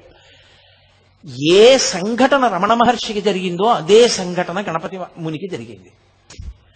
రమణ మహర్షి అరుణాచలానికి వచ్చినప్పుడు దేవాలయం తలుపులు తెరిచి ఎవ్వరూ లేకుండా ఎలా ఉందో అలా విరూపాక్ష గుహలో కూర్చోకుండా విరూపాక్ష గుహ నుంచి బయటికి వచ్చి ఒక బండ మీద కూర్చుని ఉన్నారు రమణ మహర్షి. చక్కగా కళ్ళు తెరుచుకొని చూస్తున్నారు. పక్కన ఎప్పుడూ నీడలా ఉండే పళనిస్వామి కూడా లేడు. ఒక్క భక్తుడంటే ఒక్క భక్తుడు కూడా లేడు. తడిక తీసేసి తలుపులు తీసేసి ఉన్నాయి. ఏమి ఆశ్చర్యం, గుహలో ఉంటే అంతర్ముఖులై ఉంటారు, పలకరు, మాట్లాడకూడదు. బయటకు వచ్చి బండ మీద కూర్చుని కళ్ళు తెరుచుకుని ఉన్నారే అని గబగబా పరిగెత్తారు. పరిగెత్తి ఆయన ముందు పడిపోయి తన కుడి చెయ్యి తీసి ఆయన కుడి పాదం మీద, ఎడం చెయ్యి తీసి ఎడం పాదం మీద వేసి గట్టిగా పట్టుకున్నారు రెండు పాదాలు. పట్టుకుని, అయ్యా తపస్సు అన్న మాటకి అర్థం తెలియకుండా తిరుగుతున్నాను, మీరు దయచేసి దీనుణ్ణి అనుగ్రహించి తపస్సు అంటే ఏమిటో తెలియచేయవలసింది అన్నారు. ఆయన చాలా కాలంగా మాట్లాడకపోవడం వల్ల ఆయన కంఠనాళాల్లోంచి మాట వచ్చేది కాదు. ఆయన తేరిపారి చూసి గుర్తుపట్టారు. దేవాలయంలో హరసహస్రం చదివిన వ్యక్తి ఇతనే. కావ్యకంఠ గణపతి ముని అనేటటువంటి బిరుదుతో కూడిన పేరున్నవాడు ఇతనే. అంతే. యథార్థమునకు పరమేశ్వరుడు విఘ్నేశ్వరుణ్ణి సుబ్రహ్మణ్యుణ్ణి కలిపాడు. అక్కడ అన్న కాళ్ళని తమ్ముడు పట్టుకుంటాడు, ఇక్కడ తమ్ముడు కాళ్ళని అన్న పట్టుకున్నాడు, అంతే తేడా. ఈయన ఎప్పుడైతే కాళ్ళు పట్టుకున్నారో కంఠాన్ని సవరించుకుని రమణులు మొట్టమొదటిసారి నోరు విప్పారు. నోరు విప్పుతూనే నాయనా అన్నారు.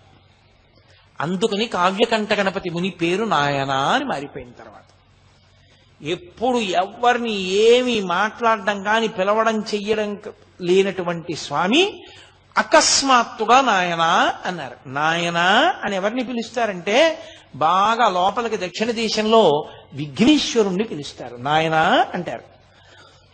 అది విఘ్నేశ్వరుడి పేరు పెట్టుకున్న మనుష్యుల్ని నాయనా అని పిలవరు. ఎవరైనా ఒకవేళ ఏ వినాయక శాస్త్రనో పేరు పెట్టుకున్నారనుకోండి, ఆయన్ని నాయనా అని పిలవరు.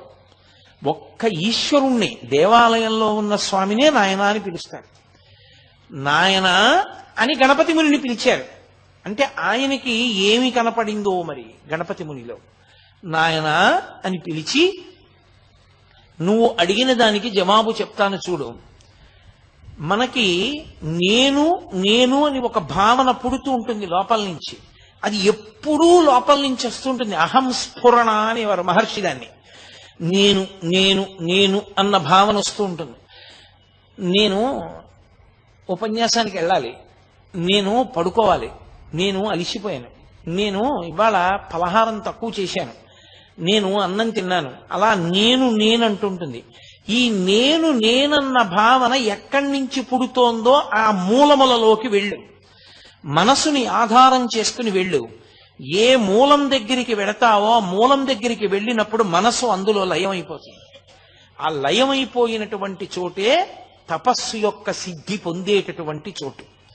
నువ్వు మంత్రజపం చేస్తున్నావు, మంత్రజపం చేసేటప్పుడు మంత్రము యొక్క నాదము ఎక్కడ మొదలవుతోందో, ఆ నాదం ప్రారంభ స్థానం ఎక్కడుందో అక్కడికి వెళ్ళు. వెనక్కి వెడితే ఆ స్థానమునందు ఆ మనసు లయమైపోతుంది. అదే తపస్సు అని 2 వాక్యాలు చెప్పారు. చెప్పగానే ఆయన ఆశ్చర్యపోయి, ఇన్ని గ్రంథాలు చదివాను, ఇంతమంది మహాత్ముల్ని కలిశాను, కానీ తపస్సన్న మాటని ఇంత అద్భుతంగా నిర్వచనం చేసినటువంటి వారు నాకు ఇప్పటి వరకు కనపడలేదు. నా అదృష్ట విశేషం మహానుభావ, మీ దర్శనమైంది.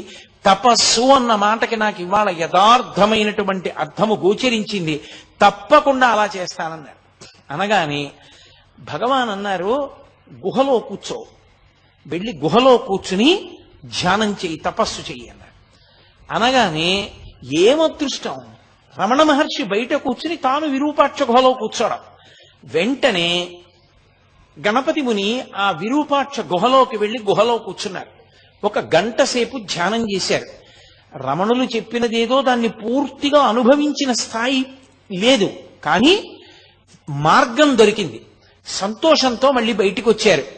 బయటికి వచ్చి ఆయనకి నమస్కరించే లోపల ఊరు వాడ ఈ వార్త తెలిసిపోయింది. కొండ మీద కూర్చున్నటువంటి మౌనస్వామి నోరు విప్పారట. ఎవరినో నాయనా అని పిలిచారట. ఎవరో ప్రశ్న అడిగితే 2 మార్గాలు చెప్పారట. తిరువన్నామలై అంతా కొండెక్కేసి, కొండెక్కేయగానే ఎవరైనా ఎవరితో మాట్లాడారు. పొద్దున్నంతా తిరువన్నామలలో ప్రశ్న, ఏ మహానుభావుడు వచ్చి నిలబడితే రథం కదిలింది. ఇప్పుడు ఏ మహానుభావుడితో రమణ మహర్షి మాట్లాడారు, వెంకటరామన్ మాట్లాడారు, ఈయన్నే చూపించారు. రథం నడిచింది ఈయన వల్లేట, ఇప్పుడు మాట్లాడింది ఈయన వల్లేట. అసలు రథం ప్రారంభమైంది నడవడం. వెంటనే రమణ మహర్షి చెప్పిన దానికి శ్లోక రూపం ఇచ్చి రమణ పంచకము అని రమణుల యొక్క తత్వం మీద 5 శ్లోకాలు చెప్తూ ఆయన అన్నారు, ఈయనకి వెంకటరామన్ కాదు, ఇక నుంచి భక్తులు ఆయన నామాన్ని జపం చేసుకోవడానికి వీలుగా ఆయన నామజపం చెయ్యడం చేత ఆయన అనుగ్రహంతో ప్రతిబంధకాల్ని పోగొట్టుకుని తత్వ విచారణ చెయ్యడానికి కావలసినటువంటి యోగ్యతని పొందడానికి అనువైన స్థితిని కలగడం కోసం ఈయనకి నేను రమణ అని పేరుంచుతున్నాను. ఆయన ఈయనకి నాయనా అని పేరుంచారు, ఈయన ఆయనకి రమణ అని పేరుంచారు. నిన్న చెప్పాను కదూ, భగవంతుని యొక్క విభూతులన్నీ ఆయన ఎందున్న కారణం చేత భగవాన్ రమణ మహర్షి అని పేరుంచుతున్నానని, ఇక నుంచి అందరూ ఆయన్ని అలా పిలవాలి అని శాసనం చేశారు. అప్పటి నుంచి లోకంలో ఆయనకి భగవాన్ రమణ మహర్షి అన్న పేరు వచ్చింది. సరే, కొంతకాలం అయింది. అప్పటి నుంచి కావ్యకంఠ గణపతి మునితో మాట్లాడుతుండేవారు. వచ్చే వాళ్ళతో కూడా అప్పుడప్పుడు నోరు విప్పి మాట్లాడడం మొదలు పెట్టారు రమణ మహర్షి. కొంతకాలం అయిన తర్వాత కావ్యకంఠ గణపతి ముని అడిగారు, నాకు కూడా ఒక గుహా ప్రాంతం ఏదైనా విడిదిగా ఇవ్వండి, నేను ఆ గుహలో కూర్చుని నేను కూడా తపస్సు చేసి ఉమాసహస్ర రచన చెయ్యాలని కోరికగా ఉంది. పరదేవతానామములను 1000 నామములను నేను ఉమాసహస్రం అన్న పేరుతో రచన చెయ్యాలి. అందులో అమ్మవారికి సంబంధించినటువంటి బీజాక్షరములన్నిటినీ కూడా నిక్షిప్తం చేస్తానన్నారు. రమణ మహర్షి స్వయంగా కావ్యకంఠ గణపతి ముని చెయ్యి పట్టుకుని అక్కడే ఉన్నటువంటి మామిడి చెట్టు గుహ అంటారు, చ్యుత గుహ అని, ఆ గుహలోకి తీసుకెళ్లి నువ్వు ఇదిగో ఈ గుహా ప్రవేశం చేసి ఈ గుహలో కూర్చుని ఇక్కడ నుండి నువ్వు ఆ ఉమాసహస్ర రచన చేయవలసింది అన్నారు. 20 రోజుల లోపల ఈ సహస్రాన్ని పూర్తి చేస్తాను.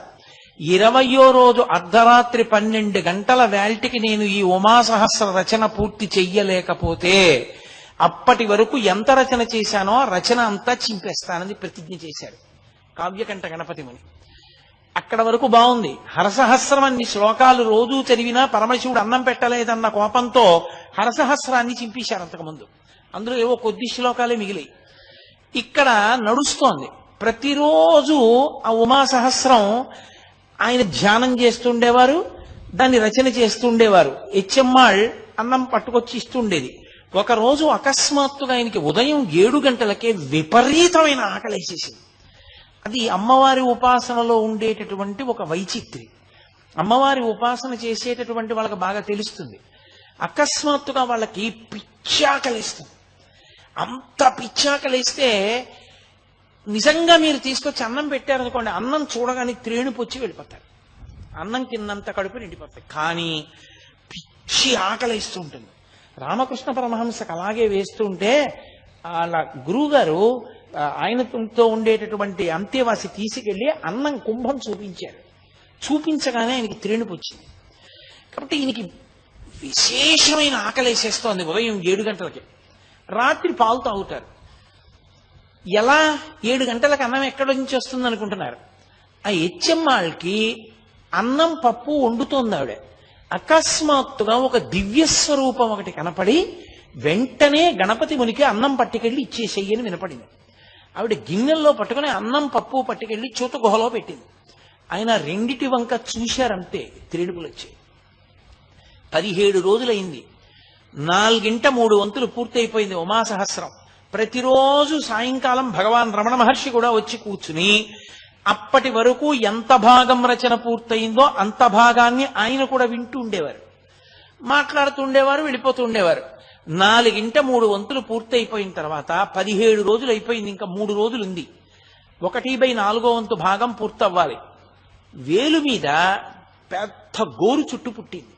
విపరీతమైనటువంటి పోటు. కలం ఇలా పట్టుకోలేకపోయారు. అలాగే ఇంకొక్క రోజు మాత్రమే మిగిలింది.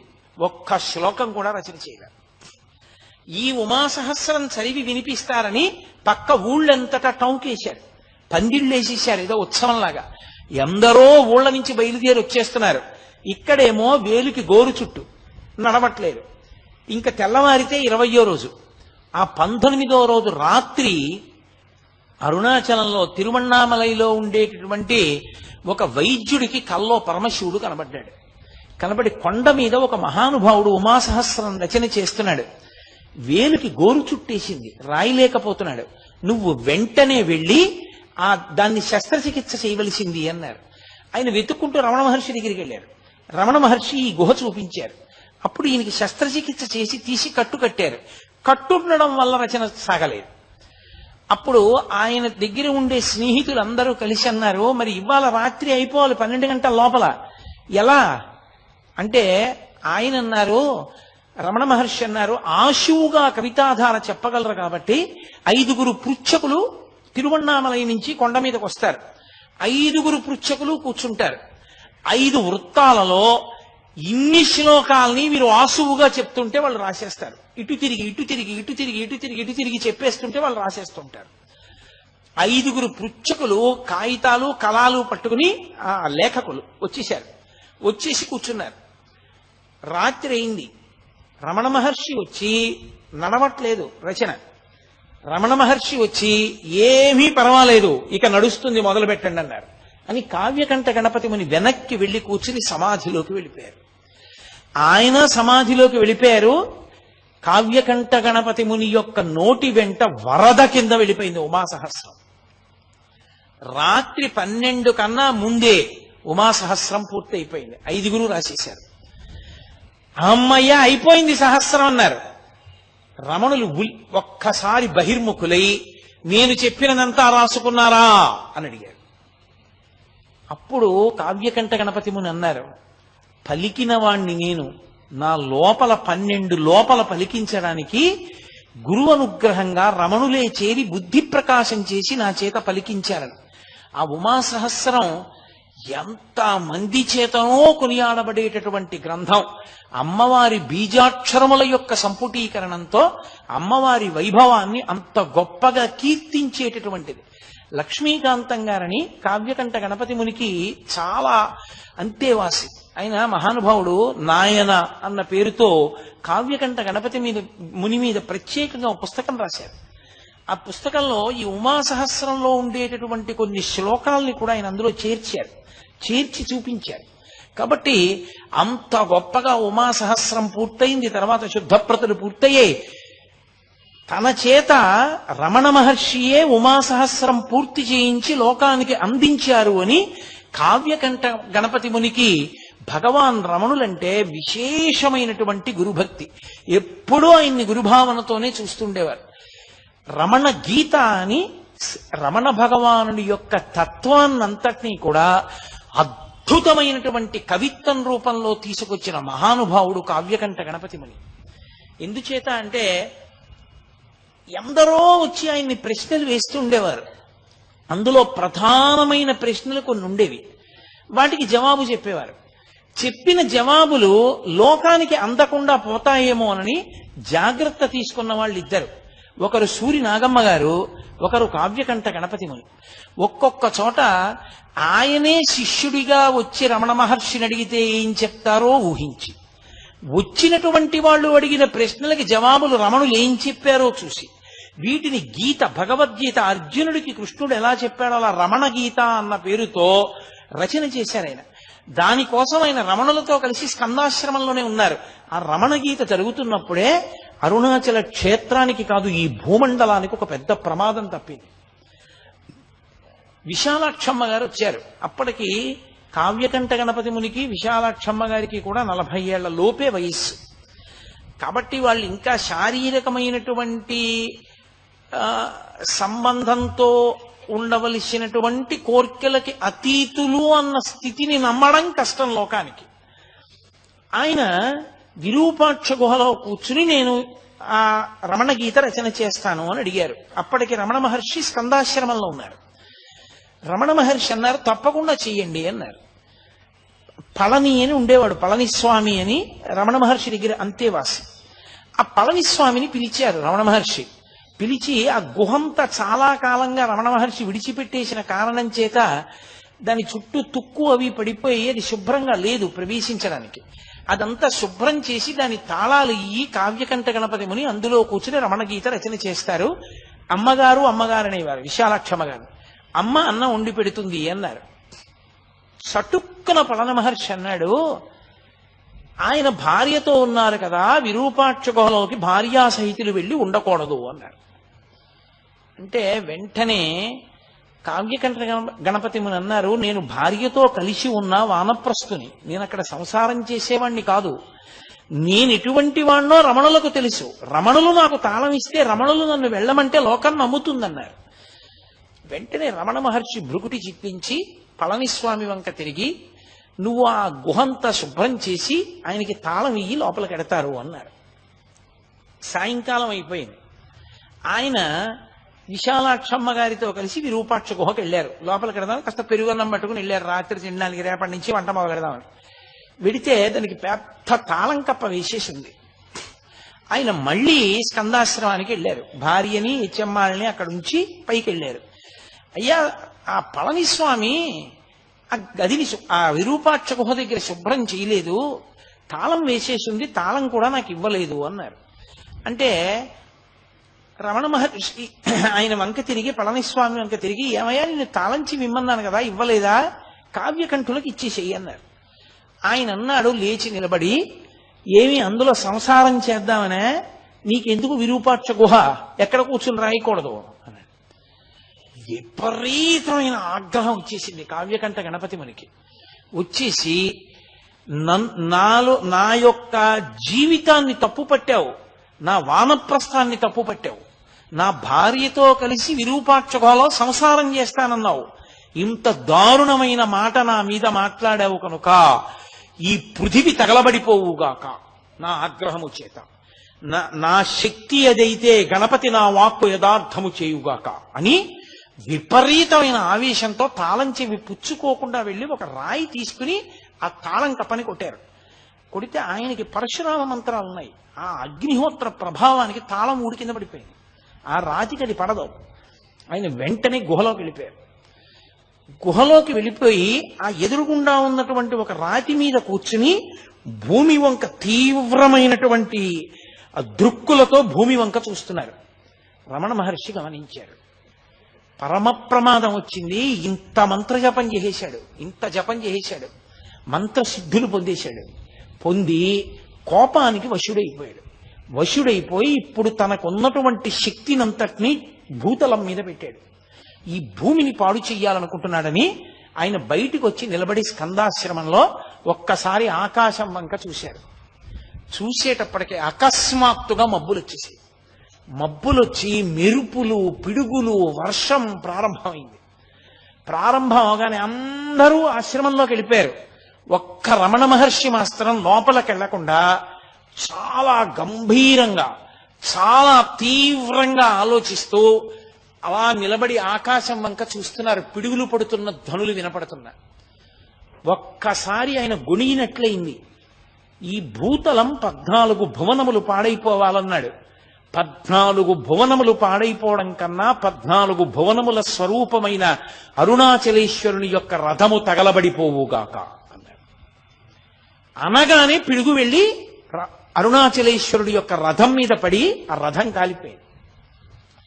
కాలిపోవడం ఏమిటి, మీరు ఎవరైనా వెళ్ళిన వాళ్ళు ఉంటే తెలుస్తుంది. స్కందాశ్రమం నుంచి విరూపాక్ష గుహకి దగ్గరగానే ఉంటుంది దారి, కానీ చాలా కష్టం నడవడం. ఎంత జాగ్రత్తగానో నడవాలి, కాళ్ళు జారిపోతాయి. అందున అంత వర్షం పడినప్పుడు జారి పడిపోతారు. అతి వేగంతో వచ్చేసి విరూపాక్ష గుహలోకి వెళ్ళి కావ్యకంఠ గణపతి ముని చేయి పట్టుకున్నారు. పట్టుకోగానే గురువు గారు వచ్చారని లేచి నిలబడ్డారు. నాకు చేతిలో చెయ్యి వేసి ప్రమాణం చెయ్యి అన్నారు. దేనికన్నారు? కావ్యకంఠ గణపతి ముని, ఇన్ని మంత్రసిద్ధులు పొందావు, కానీ కోపానికి వశపడి లోకాన్నే పాడు చెయ్యాలనుకున్నావు, ఇంకెప్పుడు జీవితంలో కోపానికి వశపడదని ప్రమాణం చెయ్యి అన్నారు. వెంటనే చేతిలో చెయ్యేసి ప్రమాణం చేశారు, ఇంకెప్పుడు నేను కోపానికి వశుణ్ణి కాదని. అందుకే స్థాయిని బట్టి కోపాన్ని అణుచుకునే శక్తి లేకపోతే ఉపద్రవాలు వస్తాయి. ఆ రోజున అరుణాచలేశ్వరుడి రథం తగలబడిపోయింది. తగలపడిపోవడం వల్ల రమణులు అన్నారు, పోన్లేండి ఈ కారణం చేత స్వామికి కొత్త రథం ఏర్పడింది అన్నారు. మళ్ళీ నూతనమైనటువంటి రథాన్ని స్వామికి తయారు చేశారు. కావ్యకంఠ గణపతి ముని యొక్క వాక్కు అంత ప్రమాదకరం, అంటే అంత శక్తివంతమైంది. అన్ని మంత్రముల యొక్క ఉపాసన, అన్ని సిద్ధులను పొందారు మహానుభావుడైన. అటువంటి వ్యక్తి అరుణాచలంలోనే ఉండి స్కందాశ్రమానికి వెళ్ళిపోయారు. తర్వాత విరూపాక్ష గుహలో ఆయన కూర్చోలేకపోయారు. ఆ ఎండ వేడికి లోపల గాలి లేక అందులో కూర్చోలేక భార్యని చెన్నై పంపించేసి ఆయన స్కందాశ్రమానికి వెళ్ళిపోయారు. వెళ్ళిపోయి ఆ స్కందాశ్రమంలో రమణ మహర్షితోటే కూర్చుని ఆ రమణ గీత పూర్తి చేశారు. ఆ రమణ గీత పూర్తయిపోయిన తర్వాత ఆయన అసలు భగవాన్ రమణుల యొక్క తత్వం లోకంలో ప్రకాశించడానికి, రమణ వైభవం ప్రకాశించడానికి చాలా చాలా కారణభూతులైన వ్యక్తుల్లో ఒకరు కావ్యకంఠ గణపతి ముని. అసలు ఇంకా యథార్థంగా చెప్పాలంటే వాళ్ళిద్దరూ విఘ్నేశ్వర సుబ్రహ్మణ్య స్వరూపాలు. వాళ్ళిద్దరూ కలిసి జీవితంలో అపురూపమైన సంఘటనలకు కారణమయ్యారు అరుణాచల క్షేత్రంలో. ఇద్దరికీ అరుణాచల క్షేత్రంతో అంత సంబంధం. బహుశః కావ్యకంఠ గణపతి ముని అరుణాచలం వెళ్ళి ఉండకపోతే రమణుల నోటి వెంట ఒక్క మాట కూడా లోకానికి అందదు, రమణుల సందేశం కూడా అందదు. కావ్యకంఠ గణపతి ముని కారణంగానే ఆ రథం కదిలింది. అది తరువాతి కాలంలో ఎందరికో మార్గదర్శనమైంది. ఆ తరువాత తిరువత్తూరు వెళ్ళిపోయారు. నేను యాత్రకు వెడతాను అని చెప్పి బయలుదేరారు. రమణుల నోటి వెంట ఏది అనవసరంగా రాదు. యాత్రకు బయలుదేరుతుంటే రమణులు అన్నారు, మీతో వాసుదేవ శాస్త్రిని తీసుకెళ్ళండి అన్నారు. ఎందుకన్నారో అలా అని వాసుదేవ శాస్త్రిని కూడా తీసుకెళ్లి చెన్నైలో బయలుదేరుతూ అన్నారు, అనవసరంగా రమణులు ఇతన్ని పంపించారు, ఎందుకు పంపించారో అని ఇవాళ మనం ఏ దిక్కుగా వెడదామని అడిగారు వాసుదేవ శాస్త్రిని. ఆయన అన్నాడు, మనం తిరువత్తూరు దిశగా వెడదాం, దానికి ఆదిక్షేత్రం అని పేరు, అదే మొదటి క్షేత్రం, అటు వెడదామన్నాడు. తిరువత్తూరు వెళ్ళారు. అక్కడే కావ్యకంఠ గణపతి మునికి కపాలి శాస్త్రితో అనుబంధం ఏర్పడింది. కపాల శాస్త్రి పుస్తకాలు మీలో ఎవరైనా చదివారేమో నాకు తెలియదు. కావ్యకంఠ గణపతి ముని ఎంతటి మహాప్రకాండుడో, ఎంతటి సంస్కృత భాషా ధురీణుడో, అంతటి గొప్ప రచనా వైభవం ఉన్నవాడు, మహావేదాంతి ఆయన కూడా. కపాలి శాస్త్రి ఎన్నో గ్రంథాలు రచించారు. ఆయన ఇటు రమణులతోటి అటు అరవిందులతోటి కూడా సంబంధం ఉన్న వ్యక్తి. కాబట్టి అటువంటి ఆయన ఒక పాడుపడిపోయినటువంటి విఘ్నేశ్వర దేవాలయంలో కూర్చుని 20 రోజుల నేను ఇక్కడ 18 రోజుల పాటు రమణులు నాకు ఎటువంటి తత్వాన్ని తపస్సుకి చెప్పారో అటువంటి తపస్సు చేస్తాను అని పగటి పూట అన్నం తినడం కూడా మానేసి ద్రవ పదార్థం ఒక్కటే పుచ్చుకునేవారు. 18 రోజులు అయిపోయిన తర్వాత ఇక్కడ కావ్యకంఠ గణపతి ముని కూర్చుని జపం చేస్తున్నారు. మంచి సమాధిలోకి ప్రవేశించే ప్రయత్నంలో ఉన్నారు. ఆయన చెప్పిన మార్గంలో లోపలికి వెళ్ళి అన్వేషిస్తున్నారు. ఎక్కడి నుంచి పుడుతోంది నేనన్న భావన అన్నది. ఆయన చేస్తుండగా సాయంకాలం 4 అలా అవుతుండగా విపరీతమైన నీరసం వచ్చేసి అసలు కూర్చోలేక శవాసనం వేసేసి శవాసనం మీ అందరికీ తెలిసినదే, నేల మీద పడుకుని నా గురువు రమణ భగవానులు ఉంటే బావుణ్ణు అన్నారు. ఆశ్చర్యం ఏం జరిగిందంటే, అక్కడ అరుణాచలంలో రమణ మహర్షి ఎక్కడ కూర్చుని ఉన్నారో అక్కడి నుంచి ఒక్క ఎగురు పైకి ఎగిరి కింద పడ్డారు ఆసనం మీద. అక్కడేమైందో తెలుసా, ఈయన ఎగిరి కింద పడే లోపల నా గురువు రమణులుంటే బావుణ్ణు అనుకున్నారు. అంతే. శవాసనం వేసి పడుకున్న కావ్యకంఠ గణపతి ముని యొక్క గుండెల మీద ఎడంచి పెట్టి గట్టిగా నొక్కి కుడి చేతిని ఆ బ్రహ్మరంధ్రం దగ్గర మాడు దగ్గర పెట్టి నొక్కారు రమణ మహర్షి. కొద్ది కాలం, నేను చెప్పినంతసేపు కూడా లేదు, ఇలా నొక్కారు. రమణులు వచ్చారని అర్థమైంది కావ్యకంఠ గణపతి మునికి. ఒక్కసారి దొల్లి ఆయన పాదములు చూద్దాం అనుకున్నారు, కానీ ఎడంచేతో గుండె నొక్కి పెట్టడంలో రమణుల స్పర్శ వలన పులకాంకిత గాత్రుడైపోయి ఒళ్ళంతా విద్యుద్వలయాలు ప్రవహిస్తున్నట్లుగా అయిపోయి ఆయన కదలలేకపోయారు, అలాగే ఉండిపోయారు. అంతే. ఇక్కడున్నవారు ఇక్కడే ఉన్నారు, అక్కడికి వెళ్ళారు. ఒక్కసారి ఆ రహస్యం బయట పెట్టారు రమణ మహర్షి. తన నోటి వెంట తానే ఒక్కసారి జారిపోయారు నోరు. అవును, తిరువత్తూరు క్షేత్రంలో ఫలానా చోట వెడుతున్నప్పుడు చీకటిగా ఉంటుంది, పాడుపడిపోయిన గణపతి దేవాలయం ఉంది కదూ అన్నారు. ఎప్పుడూ తిరువణ్ణామలై విడిచిపెట్టి వెళ్ళని వ్యక్తికి ఎలా తెలుసది? ఆయన వెళ్ళారు అక్కడికి. వెళ్ళి కావ్యకంఠ గణపతి మునికి సూక్ష్మ శరీరంతో వెళ్ళి హస్తదీక్ష ఇచ్చారు. బహుశః నాకు తెలిసినంత వరకు రమణుల వాంగ్మయంలో ఆయన హస్తదీక్ష పొందినటువంటి ఏకైక వ్యక్తి కావ్యకంఠ గణపతి ముని ఒక్కరే. వాళ్ళిద్దరి అనుబంధం అటువంటిది. ఆ తరువాత అక్కడ 20 రోజులు దీక్ష పూర్తి చేసేశారు. పూర్తి చేసి చాలా ప్రదేశాలు తిరిగారు, వచ్చారు. ఆ మహాతల్లి కావ్యకంఠ గణపతి ముని యొక్క భార్య గారు విశేషంగా మంత్రజపం చేసేవారు. ఆవిడ కూడా మంత్రజపం చేసే వాళ్ళకి ఎప్పుడైనా దృష్టి మరలిపోతోంది అనుకోండి, వాళ్ళు ఏం చేస్తారంటే కాస్త విభూతి తీసి నోట్లో వేసుకుంటూ ఉంటారు. ఆవిడికి తరచుగా విభూతి తీసుకోవడం అలవాటు. అలా అస్తమానం విభూతి తీసుకోవడం వల్ల ఏమైపోయిందంటే ఆవిడ నెత్తురంతా విభూతి కలిసిపోయి గడ్డల కింద ఏర్పడిపోయి ఆవిడకి ప్రాణోత్క్రమణ కాలం ఆసన్నం అయిపోయి ఆవిడ ప్రాణం విడిచిపెట్టేసే ముందు కూడా మంత్రజపం చేస్తూనే ప్రాణం వదిలిపెట్టేసింది. ఆవిడే నిరంజనానంద స్వామి వారిని వేడుకుని ఆ మాతృభూతేశ్వరాలయంలో వెనక శ్రీచక్రం ఉండాలి అని చెప్పి నిరంజనానంద స్వామి వారిని బ్రతిమాలి శ్రీచక్రం అక్కడ ఉండేటట్టుగా ఉత్సాహం తీసుకొచ్చినటువంటి వ్యక్తి కావ్యకంఠ గణపతి ముని గారి భార్య అయినటువంటి విశాలాక్షమ్మ గారి. అంతటి అనుబంధం. తరువాతి కాలంలో కొన్ని కారణాలు జరిగాయి, అవి ఇప్పుడు అప్రస్తుతం.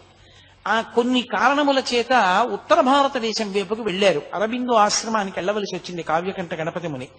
ఆశ్రమానికి వెళ్లి అక్కడి నుంచి మళ్ళీ కలువరాయి వెళ్లి ఆశ్రమ నిర్మాణం చేసుకుని అక్కడి నుంచి బయలుదేరి ఆయన జీవితంలో చేసినటువంటి కించిత్ తొందరపాటు అనవలసి ఉంటుందేమో మహాత్ముల విషయంలో, అలా ఎంచి చూడడం మంచిది కాదేమో, వాళ్ళ జీవితానికి వాళ్లే తీర్పు చెప్పుకోవాలనుకుంటారేమో. ఆయన ఖర్గపూర్ వెళ్ళారు.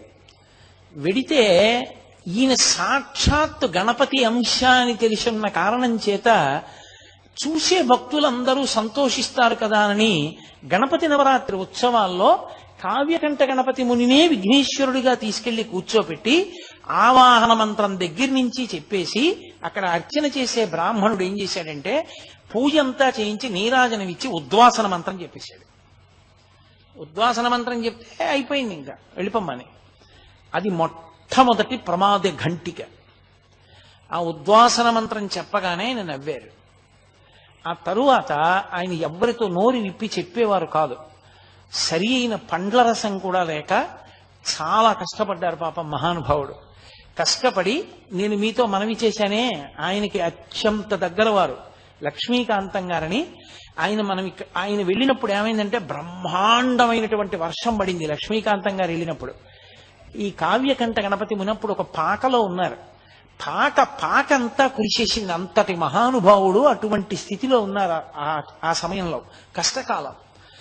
ఆయన పడుకున్న మంచం తప్ప మిగిలిన చోటంతా వాన కురిసేస్తోంది.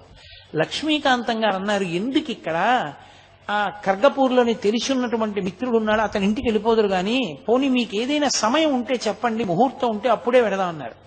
ఆయన ఒక నవ్వు నవ్వి రేపు మధ్యాహ్నం 2:30 వెళ్ళిపోతుంది అన్నారు. ఈయన అనుకున్నారు 2:30కి బయలుదేరతారు అనుకున్నారు. ఇంతలో అకస్మాత్తు పనొచ్చి కలకత్తా వెళ్ళవలసి వచ్చింది. ఆయన నేను వస్తాను రేపు మళ్ళీ అని అన్నారు. 12 గంటలకు ఆయన లక్ష్మీకాంతం గారు ఆఫీస్ నుంచి తిరిగి వచ్చి మళ్ళీ ఖర్గపూర్ బయలుదేరదామని బయలుదేరుతున్నారు. 12 గంటలకు ఆయన బట్టలు వేసుకుని బయటికి వచ్చి తాళం వేయబోతున్నారు. భార్యను అక్కడ ఉంచారు శుశ్రూషకి. పక్కింటి ఆవిడ వచ్చి, అయ్యో అన్నయ్య గారు బయలుదేరుతున్నారా, కొద్దిగా టీ తాగి వెళ్ళండి అన్నారు. కొద్దిగా టీ తాగి వెళ్ళమంటున్నారు కదా అని ఆయన ప్రభావం వెళ్ళిపోవలసిన సమయం ఆసన్నం అయిపోయింది. 12 గంటలకి ఆవిడ టీ తెచ్చేదాకా కదా అని అక్కడ పరుపు కనపడితే దాని మీద పడుకున్నారు. ఆవిడ వచ్చి అరిచి అరిచి అరిచింది. ఆయన లేవలా. ఏంటి ఇంత ముద్దు నిద్రపోయారు ఇవ్వాలని ఆవిడ వెళ్ళిపోయింది టీ పట్టుకుని. పైన గడియారం 12:30 కొట్టింది, 1 గంట కొట్టింది, 1 గంటన్నర కొట్టింది, 2 కొట్టింది, 2:30 కొట్టింది. చిత్రం ఏమిటో తెలుసా, 12 కొట్టడం అయిపోయింది. అందుని ఎక్కువ మాటలు కొట్టదు ఇంకా. ఎందుకని 12:30కు ఒక్క మాటే, 1 గంటకు ఒక్క మాటే, 1 గంటన్నరకు ఒక్క మాటే, 2కి 2 మాటలే, 2:30కి మళ్ళీ ఒక మాటే. ఒక మాట కొట్టింది, తెలివి వచ్చింది. 2:30 ఇలా చూశారు, అబ్బా 2:30 అయిపోయిందని. అకస్మాత్తుగా 2:30కి పాక విడిచిపెట్టి వెళ్ళడం కాదు, శరీరం విడిచిపెట్టేస్తున్నారనిపించింది. వదిలిపెట్టేశారు కావ్యకంఠ గణపతి ముని. ఆయన గబగబా బయలుదేరి వెళ్ళారు. ఏ సమయానికి తాను ఇల్లు మారతానన్నారో ఆ సమయానికి శరీరం వదిలేశారు. వదిలిపెట్టేసిన తర్వాత ఆయన శరీరాన్ని దహనం చేయాలా సమాధి చెయ్యాలా అనో పెద్ద చర్చ. అంటే ఆయన యజ్ఞోపవీతాన్ని విడిచిపెట్టలేదు. ఆ కారణం చేత ఆయనకి సమాధి ఇష్టం లేదు, సన్యాసాశ్రమ స్వీకారంగా భావన చేయడానికి వీల్లేదని ఆయన్ని దహనమే చేశారు. చేసి మహానుభావుడు అవతార పురుషుడుగా వచ్చినటువంటి వ్యక్తి, నేను అరుణాచలంతో ఉన్న సంబంధం, రమణులతో ఉన్న సంబంధం వరకే నేను ఇవాళ స్పృశించాను. ఎందుకంటే రమణుల గురించి మాట్లాడేటప్పుడు, అరుణాచలం గురించి మాట్లాడేటప్పుడు కావ్యకంఠ గణపతి ముని గురించి ప్రస్తావించకపోతే అసలు దానికి పరిపూర్ణత రాదు. అందుకని ప్రత్యేకంగా నేను కావ్యకంఠ గణపతి ముని గురించి మాట్లాడుతూ మిగిలిన భాగాన్నంతటినీ పక్కన పెట్టేశాను. ఒక్క అరుణాచల సంబంధం ఒకటే నేను ప్రస్తావన చేశాను. చిత్రం ఏంటంటే ఆయనకి అనారోగ్యంగా ఉండి బ్రతకరేమోనని అనుమానం వచ్చినప్పుడు 2 టెలిగ్రాములు ఇచ్చారు రమణ మహర్షికి. మళ్ళీ రిప్లై టెలిగ్రాములు వచ్చాయి. రమణ మహర్షికి చూపించాం, ఆయన ఆరోగ్యం ఆందోళనకరంగా ఉందని. భగవాన్ చూసి పక్కన పెట్టేశారు, ఏమీ మాట్లాడలేదు. రమణులకి కూడా తెలుసు అయిపోయింది అవతార పరిసమాప్తి అని. కాబట్టి రమణుల కన్నా ముందే అవతార పరిసమాప్తి చేసినటువంటి వారు కావ్యకంఠ గణపతి ముని. కాబట్టి అలా సిద్ధి పొందారు మహానుభావుడు. ఆయన రమణుల యొక్క సమన్వయంలో అన్ని అద్భుతమైనటువంటి విశేషాలు జరిగాయి. కాబట్టి ఇవాళ మీతో నేను అరుణాచలము, కావ్యకంఠ గణపతి ముని, రమణ మహర్షి ఈ 3 మధ్యలో జరిగినటువంటి విశేషాలను చెప్పడానికి ప్రయత్నం చేశాను. రేపటి రోజు నేను అత్యంత ప్రధానమైన విషయాలు, రమణతత్వంలో అత్యంత ప్రధానమైనటువంటి విషయములను కొన్నిటిని, ఎందుకంటే ఈ జాతికి ఒక మహోపకారం చేసింది ఒక ఆడది. నిజంగా ఆవిడే అలా పుట్టినింటికి ఉత్తరాలు రాసి ఉండి ఉండకపోతే, అన్నగారు ఆ ఉత్తరాలని దాచి ఉండి ఉండకపోతే, రమణులు ఎన్ని సందర్భాల్లో ఎన్ని అద్భుతమైన మాటలు మాట్లాడారో మనకి అంది ఉండేవి కావు. అవి అందించిన వారు ఇద్దరే, ఒకరు కావ్యకంఠ గణపతి ముని, రెండవ వారు సూరి నాగమ్మ గారు. ఆ సూరి నాగమ్మ గారి లేఖలు అని ఇప్పటికీ ఉన్నాయి, పుస్తకాలు మీరు చదివి ఉంటారు. కాబట్టి అసలు నిజంగా రమణుల యొక్క వైభవం ఏమిటో, ఆయన మాట్లాడినప్పుడు ఎలా ఆవిష్కరించారో ఆ తత్వం ఏమిటో ఆ సూరి నాగమ్మ గారు, ఈ విశేషాలన్నిటినీ కూడా మీ ముందుంచడానికి ప్రయత్నం చేస్తాను. రమణుల అనుగ్రహంతో దాని గురించి మాట్లాడతాను.